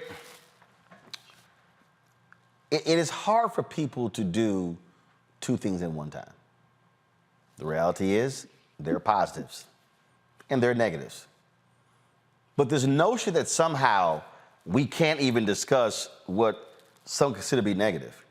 I mean, if we're talking about how do you assess the legacy of Queen Elizabeth, it cannot be from a white Anglo-Saxon European point of view. You have to ask those in India. You have to ask those in multiple African nations, because brutality existed. Folks died. Folks were killed in order to support the United Kingdom, which she led for 70 years. So to act like that didn't happen, and so how dare these people express their view? Again, I just go back to how folks were cheering the death of Fidel Castro. Mm-hmm. Mm-hmm. The death of Hugo Chavez, the death of Muammar Gaddafi, the death of, and I'm sure there are people bristling now like, wait, are you naming dictators? Well, y'all need to turn off Bridgerton and Hamilton and all these silly-minded attempts to beg your master to be human in the world. And think for yourself, as you say, Roland, I have all the space in the world, particularly for the victims of the British, whether they be Ireland, which was Britain's first colony. That goes back to the 11th century. There's a full-bred white nationalist named Mel Gibson who made a whole movie about it, between Ireland and Scotland. Braveheart, y'all remember that? You know, maybe y'all heard Nas, Bravehearts. Well, that actually comes from that white-on-white beef that based on England invading. See, when they say the United Kingdom, there's a difference between England and the United Kingdom. Ask them people in Wales, ask them people in Scotland, and ask the Northern Irish how they feel. Well, we don't have to ask them because you just put it up. England is well, I don't know, maybe Spain, because Spain, you know, everybody speaking Spanish got colonized by Spain. So between Spain and England, but certainly I probably make the case England, because they're a lot more brutal, because unlike Spain, the English culture is threadbare. You don't go to fine English dining, after all, as you chew on your fish and chips. England is arguably the most influential criminal enterprise in world history. Elizabeth II, who ruled for 70 years and 214 days, the longest reign of a queen or monarch in England, king or queen, is probably going to be the last monarch. Charles III, when he dies, whenever that is, if he lives a few more years, will probably be presiding over the complete fracture. And you mentioned Barbados. Shout out to Mia Amor Motley, the Prime Minister of Barbados. They left the Commonwealth before she died. And I understand. I understand why President Akufo-Addo said what he said. He's trying to be a diplomat because he wants to do business with the UK, right? He wants to do business with England. But I got all the room in the world for the Nigerians, like Dr. Anya, I have, who is going to be crucified at Carnegie Mellon for this, is already getting crucified for this. I have all the room in the world for Sister Atia, whose parents are Ghanaian and Nigerian, because they understand. You understand that Ghana took her independence in 1957. In 1961 is a famous moment when Elizabeth II, at 35 years old, goes in to dance with Kwame Nkrumah in Ghana. Up until 1960, when Ghana declared itself constitutional republic, she was still, from 57 to 60, you know her official title in Ghana? She was the Queen of Ghana. If you in the Commonwealth, she's still your queen. Her face on your money. They got to change the money now from her face to Charles III's face. Your master's still on your money. Mia Moore Motley said later for that. She made Rihanna a national hero and said, we getting out the Commonwealth. Both of those things. Chef's kiss. The point is that Jamaica coming soon. What you're going to see now is, with this woman gone, they might say, okay, later for that, because Britain still rules over an empire, finally. Her last official act. Her last official act on Tuesday was to swear in this new prime minister, Liz Truss. Why the prime minister of England, who's about to wreak havoc up there, by the way, why is she going out there to this woman's vacation castle, one of many, by the way, the biggest recipient of welfare in the history of humanity, organized humanity is the British royal family. Why is she going out there to get the queen? Because even though it might just look ceremonial, you have to understand the power of culture. When you worship things like this, you are buying into a system that has had its foot on your neck for 500 years. And if you think that the reaction is a little out of hand, as Karen Hunter say, you know, you shouldn't celebrate death. Well, that's the protocol African people have always had. But let me tell you another protocol we have always had. If somebody slap you in your damn face, you need to slap them back. And Elizabeth II, following in the long line of British murderers, been slapping the world in the face for centuries. So go on into the next phase and pray to God that you don't see Gandhi, and Nehru, and Nasser, and pray you don't see Kwame Nkrumah walking around wherever you going, and you better not see nobody from the Caribbean, the Jamaican Blue Mountain Maroons, and oh my God, if you running them niggeros from Barbados, you in real trouble, Elizabeth II. So all we can say is, when we get over there, and I'm going to tell you what's going to happen in 80 or 90 years when baby Archie make it over there, you and him and your husband, who call him a monkey, they're going to have another kind of conversation. But I'm going to stop right there. I just want those who are watching and listening to understand that we can have a well-rounded conversation. Yes. And I just simply think, Erica, Reese, and Greg, this is a perfect example of a failure in this country. When there's a mass shooting, there's no time for that. This is a time to only think about, the bodies aren't even cold. Some breaking news, multiple people shot in downtown Uvalde a few moments ago. What? A few moments ago, police were responding to multiple people shot in downtown Uvalde, Texas, just 4 months after 19 kids were gunned down in the school, 2 adults. That's the thinking in this country. Oh, no. We shouldn't be discussing those things right now. Don't bring those things up right now. But no, we should. And I think it does a disservice to people today who have no understanding of history, to not look at the entire life, career, and the spectrum of Queen Elizabeth, just like when Ronald Reagan died. Oh, no. Reagan was a great man. So we are to ignore all of this? No. I don't celebrate someone dying. We got the news today. Longtime CNN anchor Bernard Shaw died at the age of 82. Many of us remember him from covering the Iraq War. He passed away. Last night, I got the terrible news that comedian David Arnold, 54 years old, died as well. No one celebrates death. We mourn those who died.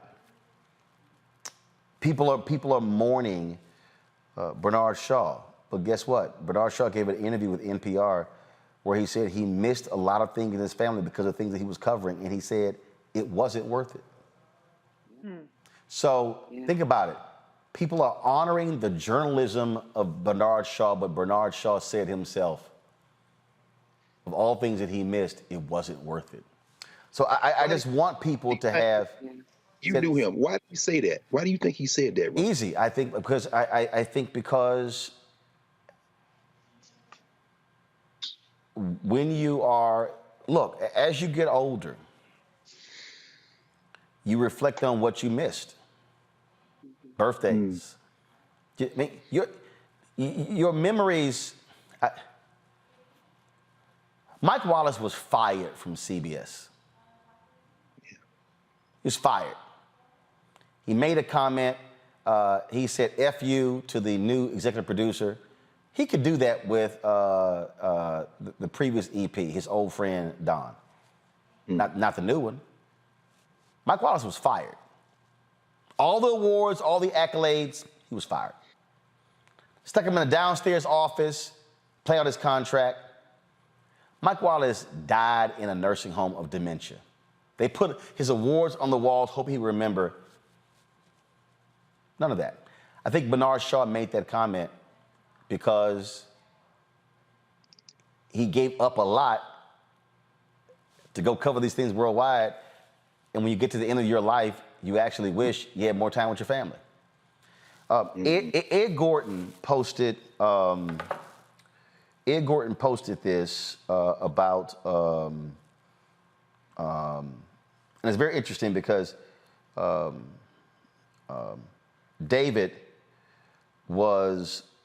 Arnold really was like bothered that he did not blow up. He did not experience the highs of the business until literally the last year. And he had been wanting it for a very long time. Here was a conversation that he had on the podcast with Ed Gordon that I think is important, which I think also speaks to what Bernard Shaw had to say. So listen to this.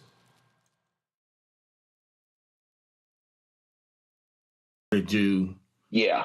What's the end of the road? And by that, I know people don't like to think about, particularly when you love what you do, the end, but there is, the end of your driveway, you make it home, you're satisfied. What is that for you? This is what I will say. Lately, in the last couple of years, with the success that I've had in just what I've had now, I'm learning to stop and start enjoying the things around me that I do have. My daughters are 15 and 17. I try to spend more time with them and really lock in with them because they're, a few years out from going out and to do their own thing.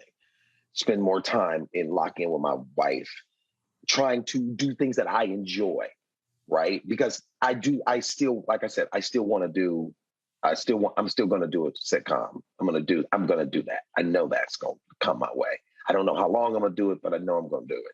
And then I will get a chance to tour. If I can just tour and people come to see me every time my name goes up on a marquee, that would be cool. But the end for me is being in a place where I'm okay. I've made an incredible living doing what I love to do, which is a blessing because most people do not get a chance to do that. And I think the end for me is just being comfortable with the things that I have done and being happy with the fact that I've made a great living and taking care of the people around me.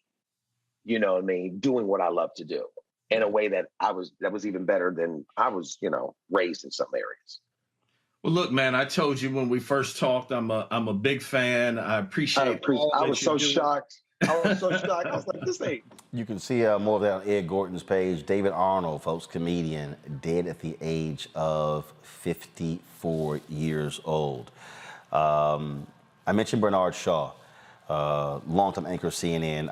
Our paths did not cross. We were there at CNN together. I got there in 2007, left in 2013. But I did have an opportunity to meet Bernard Shaw on many occasions.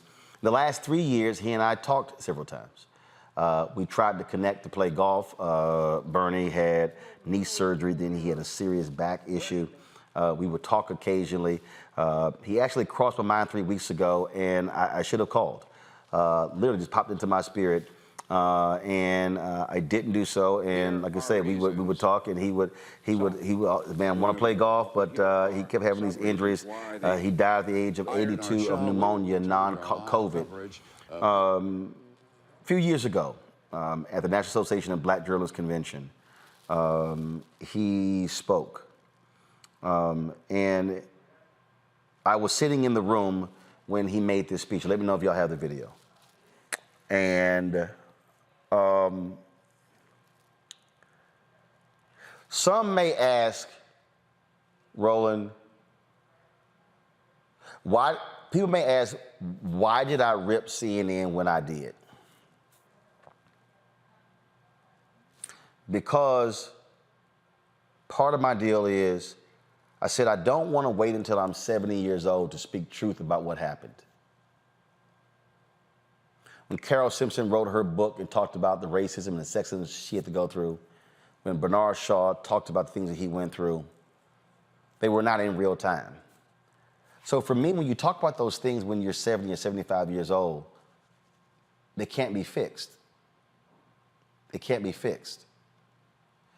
And so I sat in that room and I listened to Bernard Shaw give these words, and I said, you know what? Leave it right there. We're going to pick it up right there. Part of my whole deal is, no. Somebody has to speak truth while it's actually happening. And he said something to white men in that room in 2007 that actually applies today. He was presented his Lifetime Achievement Award by Gwen Ifill. She's no longer with us either. Here's Bernard Shaw speaking to NABJ 15 years ago when he got the Lifetime Achievement Award at our national convention in Las Vegas.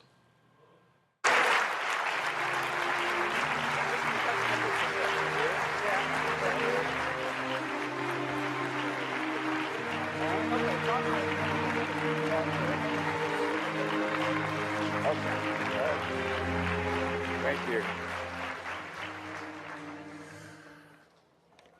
Gwen, where are you? Thank you. Good evening, ladies and gentlemen. Thank you very much.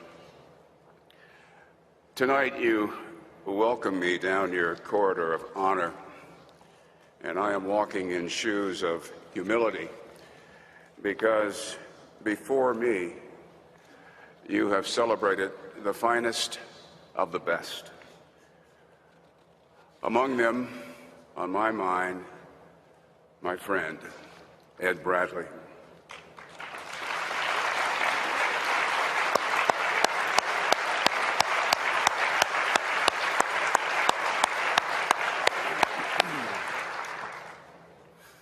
Confession. I feel uneasy. And I feel uneasy because praise makes me itch.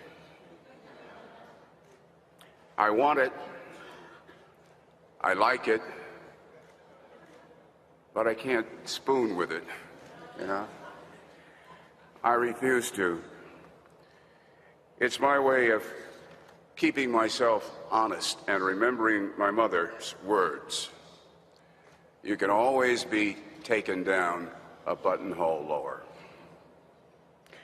My wifely friend of 33 years, Linda, has lovingly done that from time to time.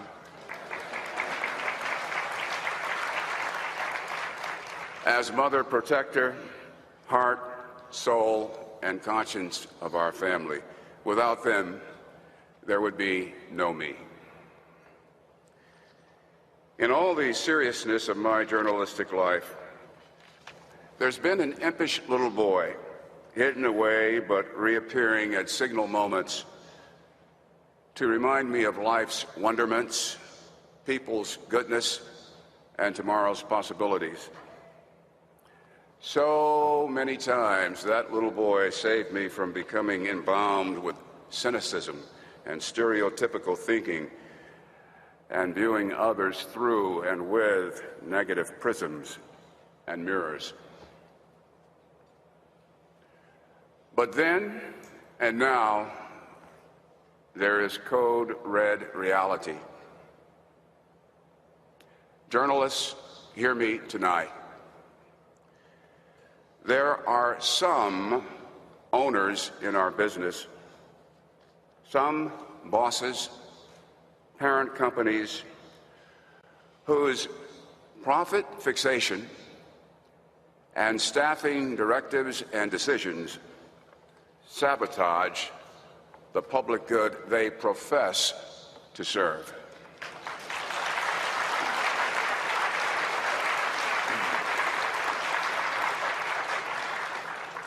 They are turning the people's right to know into the people's fight to know.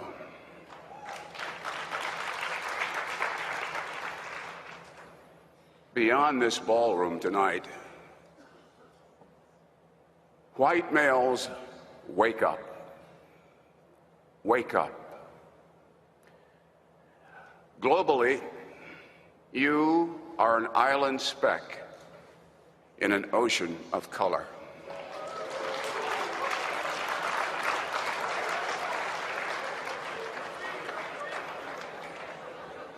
The reins of power will weaken, and so will your grip, if you do not faithfully and fulsomely support our nation's greatest strength, diversity.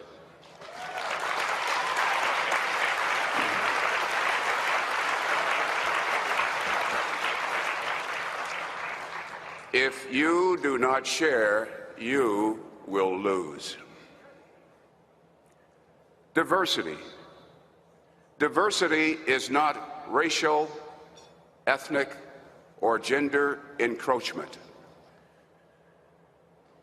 Diversity is our national survival. To you caught in the middle, stay vigilant. You must stay strong. You must carry on. If not you, who? To you, starting careers, embrace risk. Mold change, making it work for you. Better to walk the plank of change than regret steps not taken. Work hard at working hard. And finally, to you, I say this. Never fear truth, but be afraid of missing it.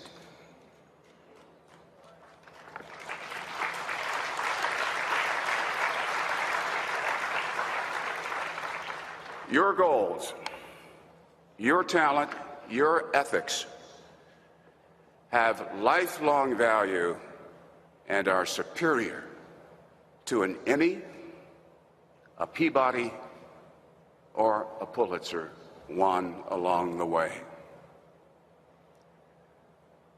For this grand moment in life tonight, I thank you.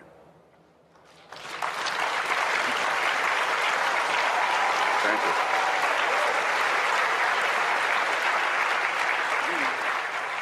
you. Bernard Shaw dead at the age of 82. Greg, I saw you responding to that. Again, to me, those are the words that need to be spoken on CNN, on the air, not just to media executives, but to all these white men in power in this country.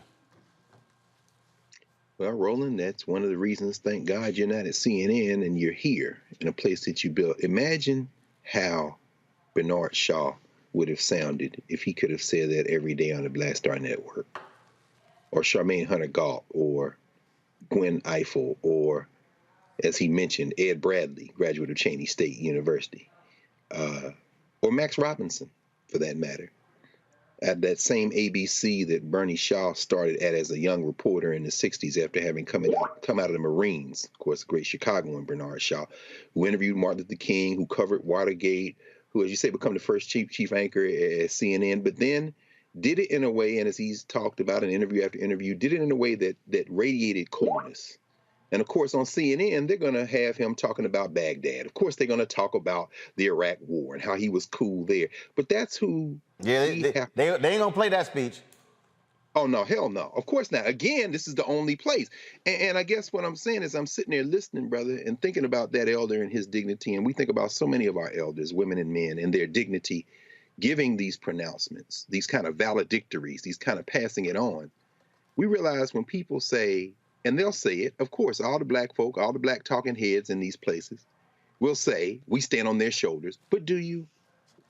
See, when we look at you, brother, we see someone who truly stands on the shoulder because, as he said, you know, my dream wasn't to be the black at CNN who had to stay cool the whole time, which means at some point early in the 2000s, he retires and said, I'm going to spend this time with my family. It means not having to make that choice because you control the platform.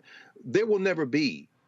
We've passed the peak of network news, as you remind us all the time, cable-based news, as you remind us all the time. It is now the streaming universe, and you saw ahead, which means finally that to stand on the shoulders of a Bernard Shaw, to stand on the shoulders of an Ed Bradley or Gwen Ifill or Max Robinson or Charmaine Hunter Galt and so many others, to stand on their shoulders means literally to say, we are going to build, because of their sacrifice and enabled by their sacrifice, we're going to build the platform they would have loved to have worked at the whole time. And ironically, that platform looks a whole lot more than the platform of the shoulders on which they stood, the Mal Goods and the Robert Abbotts, as you remind us, and all of the folks from the Defender and all the folks from the Courier. It looks a lot more like that independent black media that preceded them than it does being their followers in these white spaces who have to sit there and bite their lips until they can't stand it no more. And like Don Lemon turning from a courtier to power to the #1 critic because you just can't take it no more. Well, Don, you could always come to the Black Star Network, brother.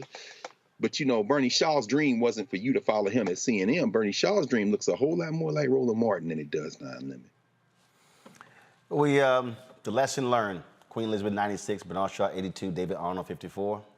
The reality, and real quick, Reese and Erica, before I go to my next guest out of South Carolina, no one knows the day, the hour, the minute, the second. So you've got to live every single moment to the fullest. As Ambassador Andrew Young always says, when he wakes up, he says, guess God ain't done with me yet. Yeah, and I mean, I used to see David Arnold all the time at the Laugh Factory at Chocolate Sundays. I saw him out with his family once at lunch, and he was just such a great spirit. He wasn't one of those comedians that every other word was bitch this, motherfucker this, you know, that. Not that I have a problem with that, but he was just a really good stand-up guy who was really, really funny. So I just want to, you know, speak on him for a second because I've seen him so much over the years, and this is really a true tragic loss. Erica. Well, just I would encourage everyone to listen to that NPR interview. It's 11 minutes if you listen, or if you want to read at your leisure. But something that Mr. Shaw said throughout, and an abundance of condolences to the Arnold family and to the Shaw family, and to those people who were, you broke the news about what happened in Uvalde. What Mr. Shaw said in that NPR interview, and he kept saying, you know, and talking about success, and he said that it will cost you. It will cost you physically, it will cost you mentally, and I hope and pray that folks survive. So I think that hearing those words from somebody who was so able to reflect in such a meaningful way about what it means to trade in family for success, or to really try to balance that it definitely will cost you. So again, condolences to some wonderful people that we've lost here recently. Indeed. Got to go to a break, folks. When we come back, we will talk with a South Carolina state legislature who let her colleagues know, y'all keep acting a fool. Keep acting a fool. You gonna deal with this.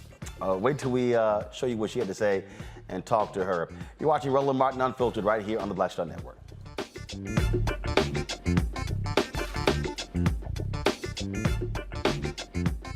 When we invest in ourselves, we all shine. Together, we are Black beyond measure. I remember being with The View when they said, we want to extend your contract. And I knew God said, it's time to move. It's time to go. And everybody was saying, Sherry, you got a great job. You're making all of this money. And I said, no, it's time. And they said, you ain't gonna be able to, you've been away from Hollywood. And I said, it's time to go. And when I didn't, that's when I realized I was about to go through this divorce, and it was gonna be expensive, it was gonna be a lot. And I said, I'm gonna stay. I said, I'm gonna stay for a couple of years. So you make this money. See, go ahead. I'm gonna make this money, and then I'll get out lower. So I'm gonna do a compromise. I'm gonna do what you say, but I'm gonna do it on my thing. And he went, really? He went really. And you know when he went really? They said that we were heavy in contract negotiations. And they came, my manager called, she said, they're not gonna renew your contract. And I went, hey, so wait, what? So what?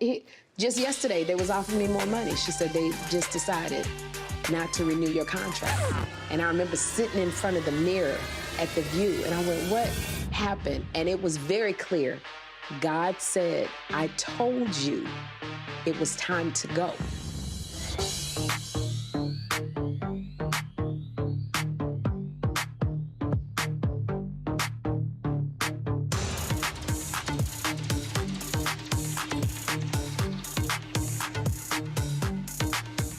When we invest in ourselves, we're investing in what's next for all of us. Growing, creating, making moves that move us all forward. Together, we are Black beyond measure. Peace and love, everybody. I'm Purple Wonder Love. Hey, I'm Donnie Simpson. What's up? I'm Lance Gross, and you're watching Roland Martin Unfiltered.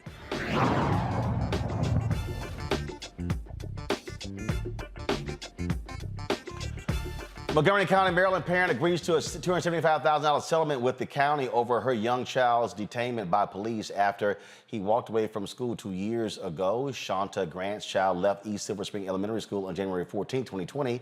Police officers Dion Holliday and Kevin Crispin found the boy, who was 5 at the time, about 2/10 of a mile away from the school. Grant's lawsuit accused police of being verbally abusive and threatening toward the child. The officers put handcuffs on the boy, trying to scare him straight once he was taken back to school. Montgomery County's Self-Insurance Fund and the Board of Education paid out the settlement.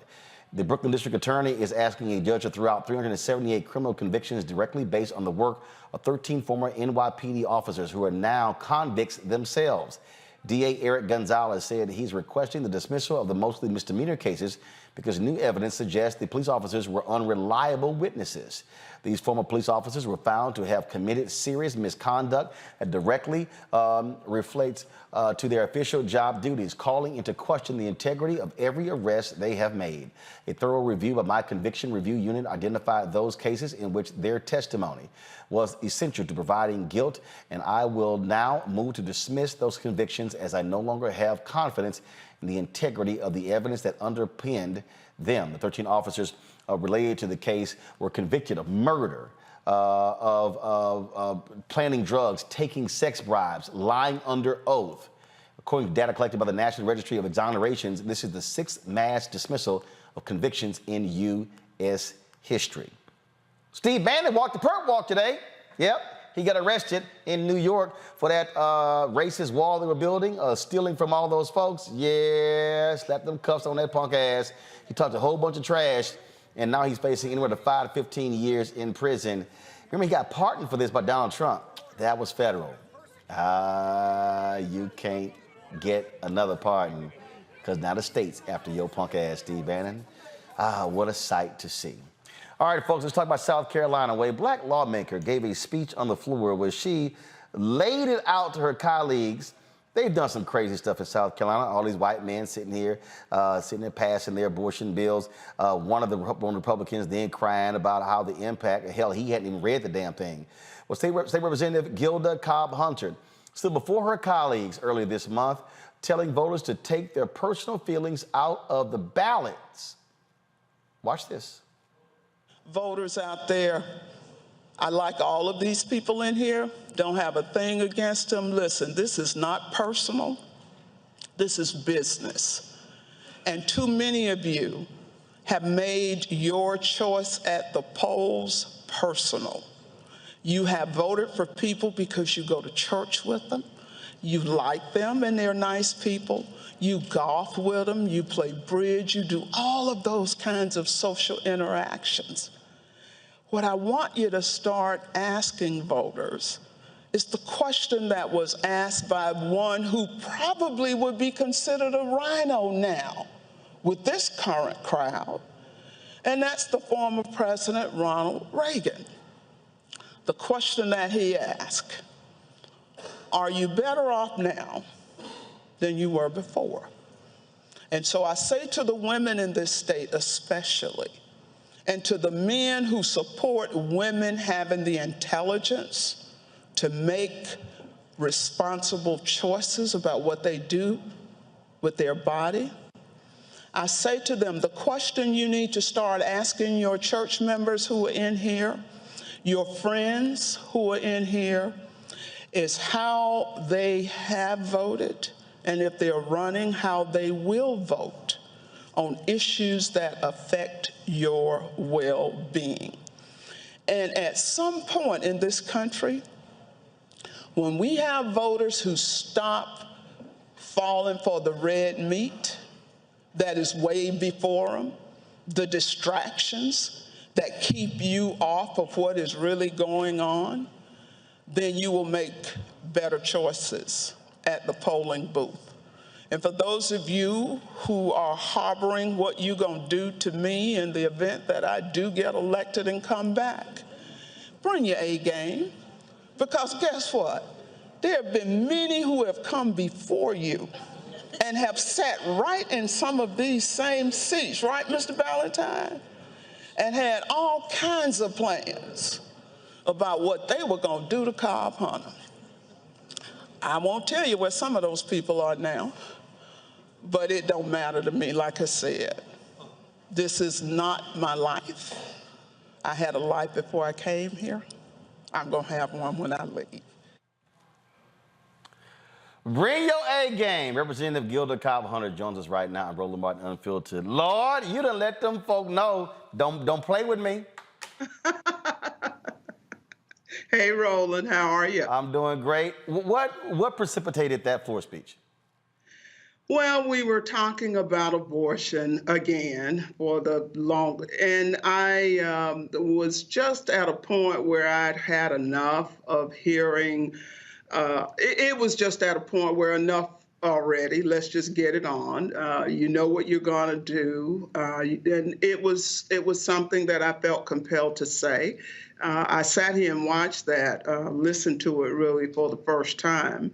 But it was just a matter of saying, look, I am not one of these Democrats who believe in turning the other cheek.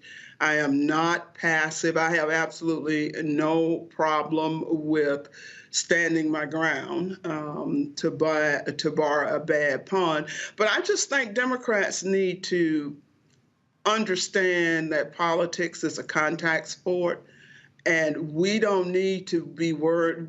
Well, I'll just stop at that. I was just letting them know, hey, come, you can come, but don't think I'm just going to stand and not try to respond in a way that I think is appropriate. And I think what people want fighters. And even if the numbers are stacked against you, folks want to know that there are going to be men and women, brothers and sisters who are not going to lie down and just take any crap from these folks. Yeah, I would agree with that. A lot of people have said to me over the years that I've had the pleasure of serving in the South Carolina House, is that they don't always agree with me and my positions, but one thing they always appreciate is that I will stand, even if I'm standing alone. That's something that I was taught, and it's something that has always it has always worked for me. I just believe in being direct, tell you what it is, and you have an opportunity to agree or disagree. We aren't going to fall out about it. We'll agree to disagree agreeably. But I don't think Democrats fully appreciate how much people in this country appreciate elected officials who will stand for what they believe is the right thing. And y'all have had to deal with some straight craziness in the South Carolina legislature. Yeah, I would say that's a nice way to put it, Roland. Well, it was interesting. I was at this event, and Nikki Haley was, talking about the work that she did bringing that Confederate flag down. I'm sitting in the room, I'm mad as hell, pissed off. And I had someone black say, well, no, we got to give her credit. I said, no. I said, it took 9 black folk being gunned down for that to happen. And I said, I don't care how even after that it was still difficult. She talked about how it was still hard and how we came together. No, I ain't handing out free credit cards to folk. It took 9 black people, including a member of that body, being gunned down for that flag to come down. Ain't nobody getting credit. You're absolutely right, Roland. And those 9, the whole bit about it is even with 9 murders, there still was much work to do to get the flag off of that dome. The real story of the Confederate flag and how it came down has really not been told. There are a lot of people who have claimed credit for bringing it down. There are a lot of people who've gotten contracts and become big names and all of that kind of thing based on those 9 people being murdered in Charleston. But the reality is that even with that, it took a lot of work. And I don't know if you or some of your audience may recall and may have been focused on the debate that lasted into the wee hours of the morning when we decided to take that flag down. It was a struggle. For those people who know former Governor Haley, they know that she has absolutely no trouble claiming credit for things. Absolutely, no doubt. Questions for my panel. I will start with someone who, from the state closest to you, that's Georgia. Erica, go right ahead.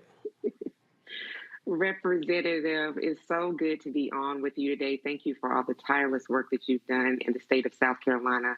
And so my question for you is specifically, what are you hearing from your constituents in terms of your leadership, what they expect from you, and what they see coming down the pipeline as we enter into midterms, into a general election, especially with the fire and boldness that you present? Well, my constituents, thank you, and it's great being with you as well. What my constituents are expecting is that I will continue to fight for them, to stand for what's right, to be a voice of reason, and to be a voice that is not afraid. Coming down the pike, there is much work to do in this state as across the country, and getting people to understand what is at stake in November. Quite frankly, that bought and sold Supreme Court did all of us a favor, I believe, when they overturned Roe v. Wade. And by the way, I think it speaks volumes that you've got men and women sitting on the highest court in the land who actually lied to get their seat. And so what I have spent all my time trying to do and will continue to do is engage people in the importance of getting registered and getting out. You know, we talk a lot about voter registration. We don't talk enough about voter education. And voter education includes registration, but you can't just register people and then expect that they will go out and vote. We've got to tell and talk to our communities about why it's important that they go out and vote. And so many times we as elected officials don't do that. We come around 6 weeks if we're lucky. In a lot of places, it's 2 weeks. We come around and to be, you know, this stuff, and I don't mean to be whatever, choose your word, but this business that we used to engage in by saying to people, oh, you know, people died trying to giving you the right to vote and all of that, that does not work anymore in a lot of communities like it used to. And those of us who are blessed and highly favored enough to be elected officials, we've got to start doing a better job communicating and showing people why they put us in these positions. And quite frankly, I'm sorry, with all due respect to everybody out there who serves, who looks like me, if you ain't doing nothing, you need to move on out of the way. We got too many people in positions of power who are just glad for the title and the tags. They just glad to be there. And a lot of the problems in our communities is because I believe we've got elected officials who are more concerned with that title and that tag and maintaining that as opposed to changing things in their communities. Reese. Thank you. Thank you, Representative, for your leadership. I'm curious, do you see the needle moving at all with the attempt at a total abortion ban in your state? I know you talked about the need to reach out to voters and move beyond just the rhetoric around the importance of voting. But in this moment, are you seeing that people are just more motivated to kind of fight against what they're seeing in the state? Or do you think it still hasn't really clicked with people yet what's really at stake? I think the answer is both of those. Yes, there are some people who are motivated and are out here working, but on the other hand, there are some who are not. What I can't afford to do is to just give up and say, oh, well, why bother? Nothing is going to change.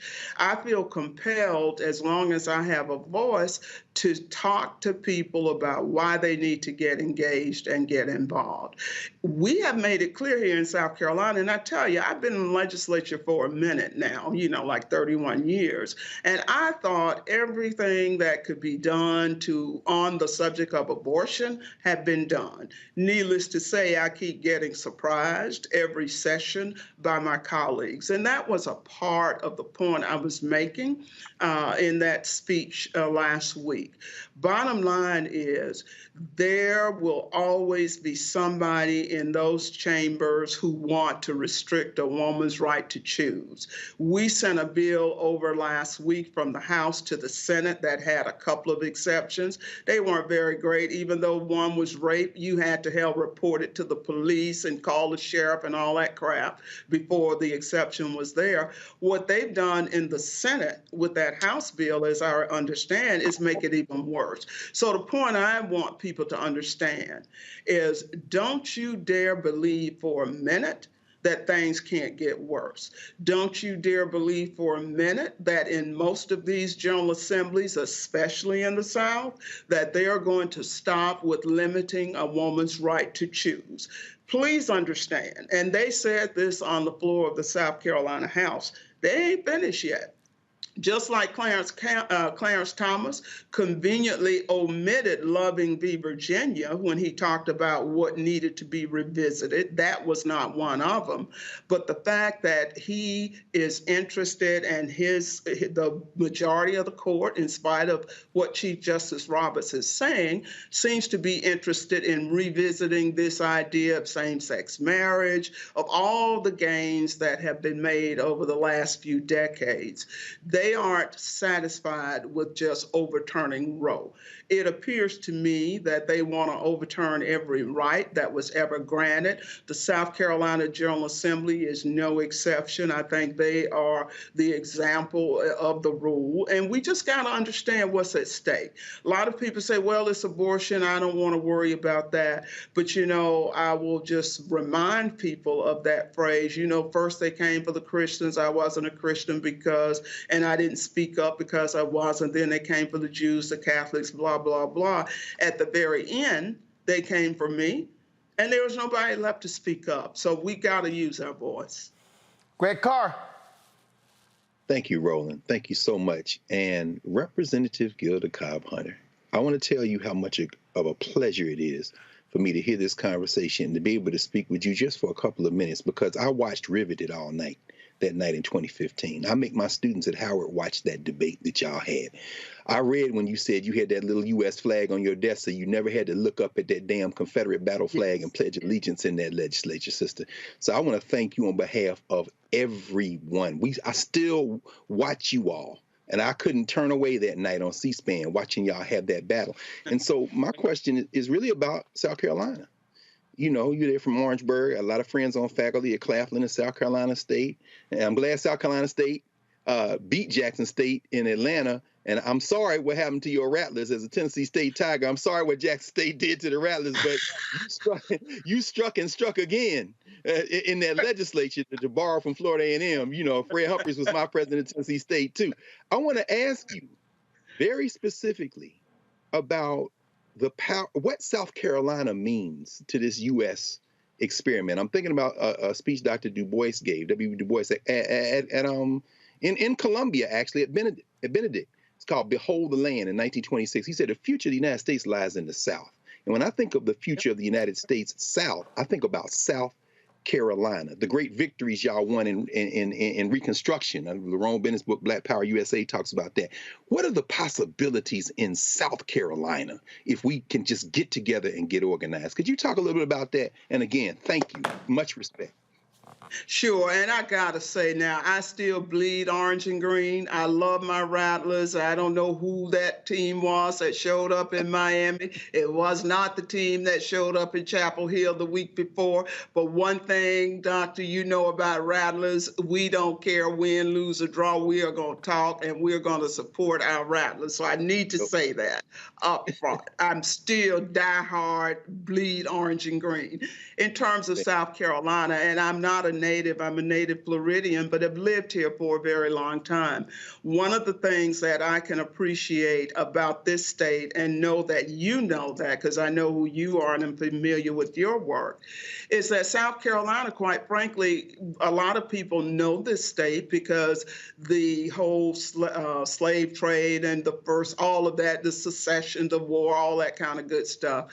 But what a lot of people don't know is that South Carolina at one point was a majority Black state. The legislature that I now serve in was filled with people of color, Black people after Reconstruction. And the public school system that we have here in South Carolina was developed, introduced, initiated by that Black Reconstruction General Assembly. And so there are gains that we still have today as a result of Black legislators who served. The potential here is great. Our numbers, the population, we used to be about 30% of the population. Unfortunately, thanks to an undercount in the census and a bunch of other things, the population officially, Black population, has dropped below 30%.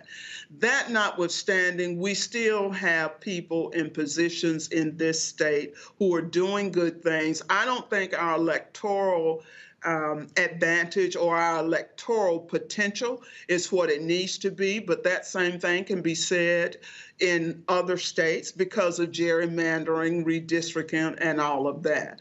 We've got opportunities here in South Carolina to make a change, but we have to understand all politics is local. And the problem that I think we have not dealt with sufficiently so that we can maximize our political power and influence is recognize that the bench building that the Republicans have done for years now is something we need to get back to. We need to understand the importance in a red state like South Carolina of blue dots, of bastions where Democrats are in control and in power. And that has happened at the local level in some of our urban areas, or at least what goes for urban here in South Carolina. In some of our smaller rural communities, you've got Black people, you've got Democrats who are in control and in charge.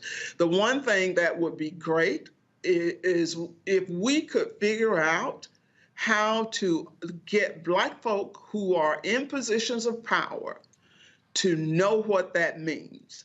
And my point is this: we've got so many people who don't know the difference between position and power. You can have power and no position. You can have position and no power. And what I believe we need to spend more time talking about is how do you use power to help the people you care about.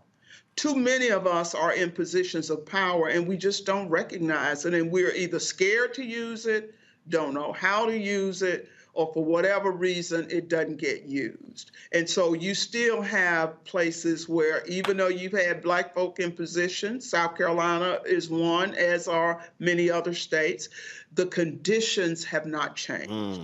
And so that suggests to me, okay, y'all got these jobs, y'all in these positions, but what do you got to show for it? And if you've been in a position for X number of years and there is no significant or appreciable, shall we say, difference in the people you represent, then there's something wrong with that picture. All right, then. Representative Gilda Cobbs-Hunter, always glad to have you. Good to see you. Keep giving them hell, and I can guarantee you we'll do it right here. Thank you, Roland. You stay safe. I appreciate it. Thank you so very much. Same for you. Folks, it's so much news happening. We're going to end the show with this breaking news out of Michigan. The Michigan State Supreme Court has ordered the abortion and voting rights bills to be put on the ballot on November 8th. Remember, the Republicans had deadlocked trying to keep this out. The Michigan Supreme Court ruled that to enshrine abortion rights in the state constitution will go on the ballot in November. And the voting rights proposals, one of them includes mandating at least 9 days of early voting in Michigan. Those initiatives will go on the ballot this November. Republicans were doing all they could to stop this. It failed because the Supreme Court has now ruled. This right here is what we have consistently said. Again, Reese, Erica, and Greg, why you got to vote on the local level, city level, county level, state level, federal level, because by having a Supreme Court with this ruling, now Republicans who are trying to screw folks over by deadlocking those election boards and canvassers board, now they got to abide by the state constitution. That's right. If it passes. Well, no. Well, here's the deal. Remember, first of all, but the fact that people get to actually vote on it, Republicans were trying to stop that. You got to remember, in Michigan, they passed a nonpartisan redistricting commission to draw districts. The Michigan legislature came back and said, we're going to ignore them. So what the folks were fighting for is let the people decide. I thought that's what Republicans actually believe in. No, they believe in white supremacy, and they don't have it, as Erica said. They got white nationalism. But just to reiterate what we just heard Gilda Cobb-Hunter talk about, the blue dots in this red field. There aren't red states and blue states. Take out DNR. They are human beings and they're white nationalists. And they live all over. If they come out in Detroit, if they come out in Flint, if they come out in all of the cities, then this will pass. And you saw the Supreme Court of Michigan the other day block the trigger law that they put in place years ago, anticipating turning off Roe. Roland, you framed this, and you write about it now. You know, the Federalist Society, they're playing a long game. But what we heard Cobb-Hunter talk about is really the game we have to play. She talked about building the bench, developing that leadership that will then run for elective office in addition to community organizing. You know, all that works together. Michigan is not Louisiana or Texas or Mississippi. While those states have incredible potential to get people organized and to move forward, Michigan will not wait for them. The United States of America is not a nation. It is many different places, and there's a real fight going on. This is heartening because the rule of law, as I said before, we're going to have a rule of law.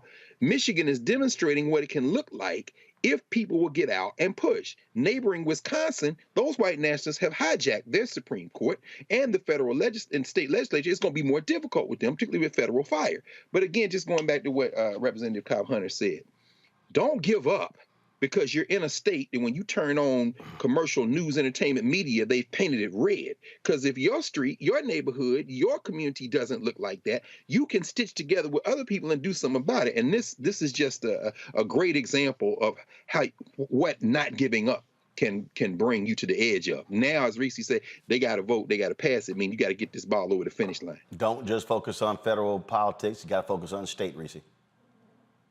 Oh, yeah, absolutely. I mean, focus on local election, but we say it all the time, school boards, focus on even sheriffs. Some of them are elected. Focus on your mayor, focus on your city council, focus on your state representatives, focus on your state senators. There are states where you have a Democratic governor, but you have a Republican legislature like Pennsylvania. And so leave no stone unturned. The other side isn't doing that. We got to do the same thing. Erica? Ralph Ellison said it best, that there are few people in the world as dangerous as sleepwalkers. I think that throughout the conversations we've had and the guests that we've had on, that the dangers of sleepwalking are quite evident. And so I hope people do not entertain and party themselves into an apartheid that they they will say that they weren't prepared for because it's been messaged. Folks, get registered, get ready, vote early if you can, and make sure you engage and bring people with you. All right, folks, that is it for us. Man, we had a whole lot to cover, but we went over time today. But look, we had stuff to definitely focus on. Let me thank Reese. Let me thank Erica. Let me thank Greg for being on our panel today. All of you for watching as well. The numbers kept building. Almost hit 4,000 simultaneously on YouTube, getting our numbers back. Y'all might remember in 2020, we were hitting almost 10,000 folks watching live on the YouTube channel. Spread the word, pass the word, folks. Ain't nobody else doing what we're doing. And I keep telling y'all this. It was 4 years ago on Sunday when we launched Roland Martin Unfiltered. September 4th, 2018. It was a whole bunch of folks who were saying it wasn't going to work. I was out of my mind. It was a whole bunch of folk who said that, oh my God, it would fail. Well, guess what? We're 4 years in, and we've grown this YouTube channel from 157,000 subscribers to right now we have 881,330. We want to hit 100. We would love to have that many downloads of the Black Star Network app. Folks, what we are trying to build here is something that is Black-owned, that is independent, that we don't have to bow down to anybody, covering our stories. And when we have voices able to come on and share their perspectives, I remember when people told me, man, you put Reese on? She cussed too much. I was like, y'all tripping. But again, it's perspective. And so that's what it's all about. And so having Erica, having Greg on, I keep telling y'all got to remember, me and Greg started with a fight at 12 Years a Slave. Where the Howard people were like, Greg Carr take you out. I said, I ain't scared of no damn Greg Carr. Bring your ass on the show. He take you out. Yes, sir. I said, bring your ass on the show. Well, he's been on the show for the last 4 years. That actually happened. Y'all think I'm lying. That actually happened. And so, again, we created this platform to give other folks voices. That's why when y'all watch, Tiffany Cross had me on her show on Saturday. Again, her first opportunity to speak on air was when I had my TV One show. That's the whole point. You create opportunities for other people. So that's why y'all get to see Reese, she be on Clay Kane's show, Sirius XM cutting her check. So, again, it's creating of the opportunity. And so we need your support in doing this as we're building this. Black Star Network was 1 year old on Sunday. And I told y'all, I'm literally negotiating right now. We hope to have our 24-hour fast channel up by the middle of October in time for midterm elections. We're going to have that night a minimum of 6 hours of live coverage of the midterm elections, similar to what we did the presidential election in 2020, the same as the midterm election in 2018. And so I'm going to say this again. What we're doing right now, Byron Allen not doing. Essence is not doing. Black Enterprise is not doing. Ebony is not doing. Blavity is not doing. The Black Press of America is not doing. Nobody is doing what we're doing. Folks said it could not be done, so your support absolutely matters. So please download our app. Again, it's right now. It's more than 3,000 of y'all watching on YouTube. 3,000 y'all should be downloading the Black Star Network app. And so Apple phone, Android phone, Apple TV, Android TV, Roku, Amazon Fire TV, Xbox One, Samsung Smart TV. And again, your dollars matter. We need $100,000 a month between now and the end of the year to meet our goals, folks. And so we don't charge subscribers. It's free. Let me say it again. It's free. This show is free. Faraji Muhammad's show is free. Greg's show, Deborah's show, Jackie's show, Stephanie's show, Rolling with Roland. All those shows are free. But trust me, paying staff ain't free. Paying airline tickets ain't free. Paying hotels and per diem ain't free. When equipment breaks, trust me, that ain't free. It all has to get paid.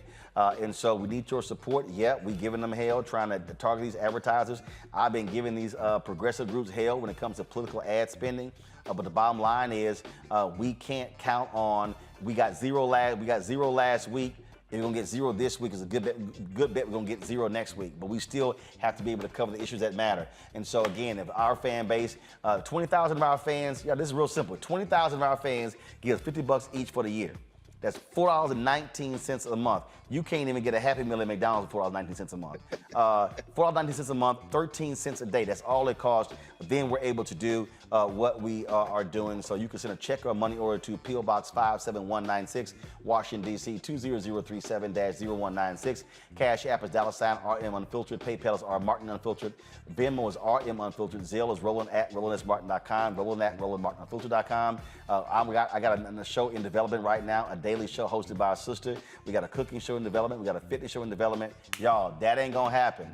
That ain't gonna happen unless you give us your support. Thanks a bunch. I'll see you guys tomorrow. Ho!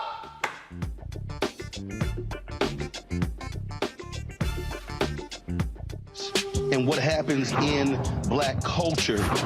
We're about covering these things that matter to us, speaking to our issues and concerns. This is a genuine people-powered movement. There's a lot of stuff that we're not getting. You get it, and you spread the word. We wish to plead our own cause. Too long have others spoken for us. We cannot tell our own story if we can't pay for it. This is about covering us. Invest in Black-owned media. Your dollars matter. We don't have to keep asking them to cover our stuff. So please support us in what we do, folks. We want to hit 2,000 people, $50 this month, raise $100,000. We're behind 100,000, so we want to hit that. Y'all money makes this possible. Checks and money orders go to P.O. Box 57196, Washington, D.C. 20037-0196. The Cash App is $RM Unfiltered. PayPal is R Martin Unfiltered. Venmo is RM Unfiltered. Zelle is Roland at RolandSMartin.com. When we invest in ourselves, our glow, our vision, our vibe, we all shine. Together, we are Black beyond measure. When we invest in ourselves, we all shine. Together, we are Black beyond measure.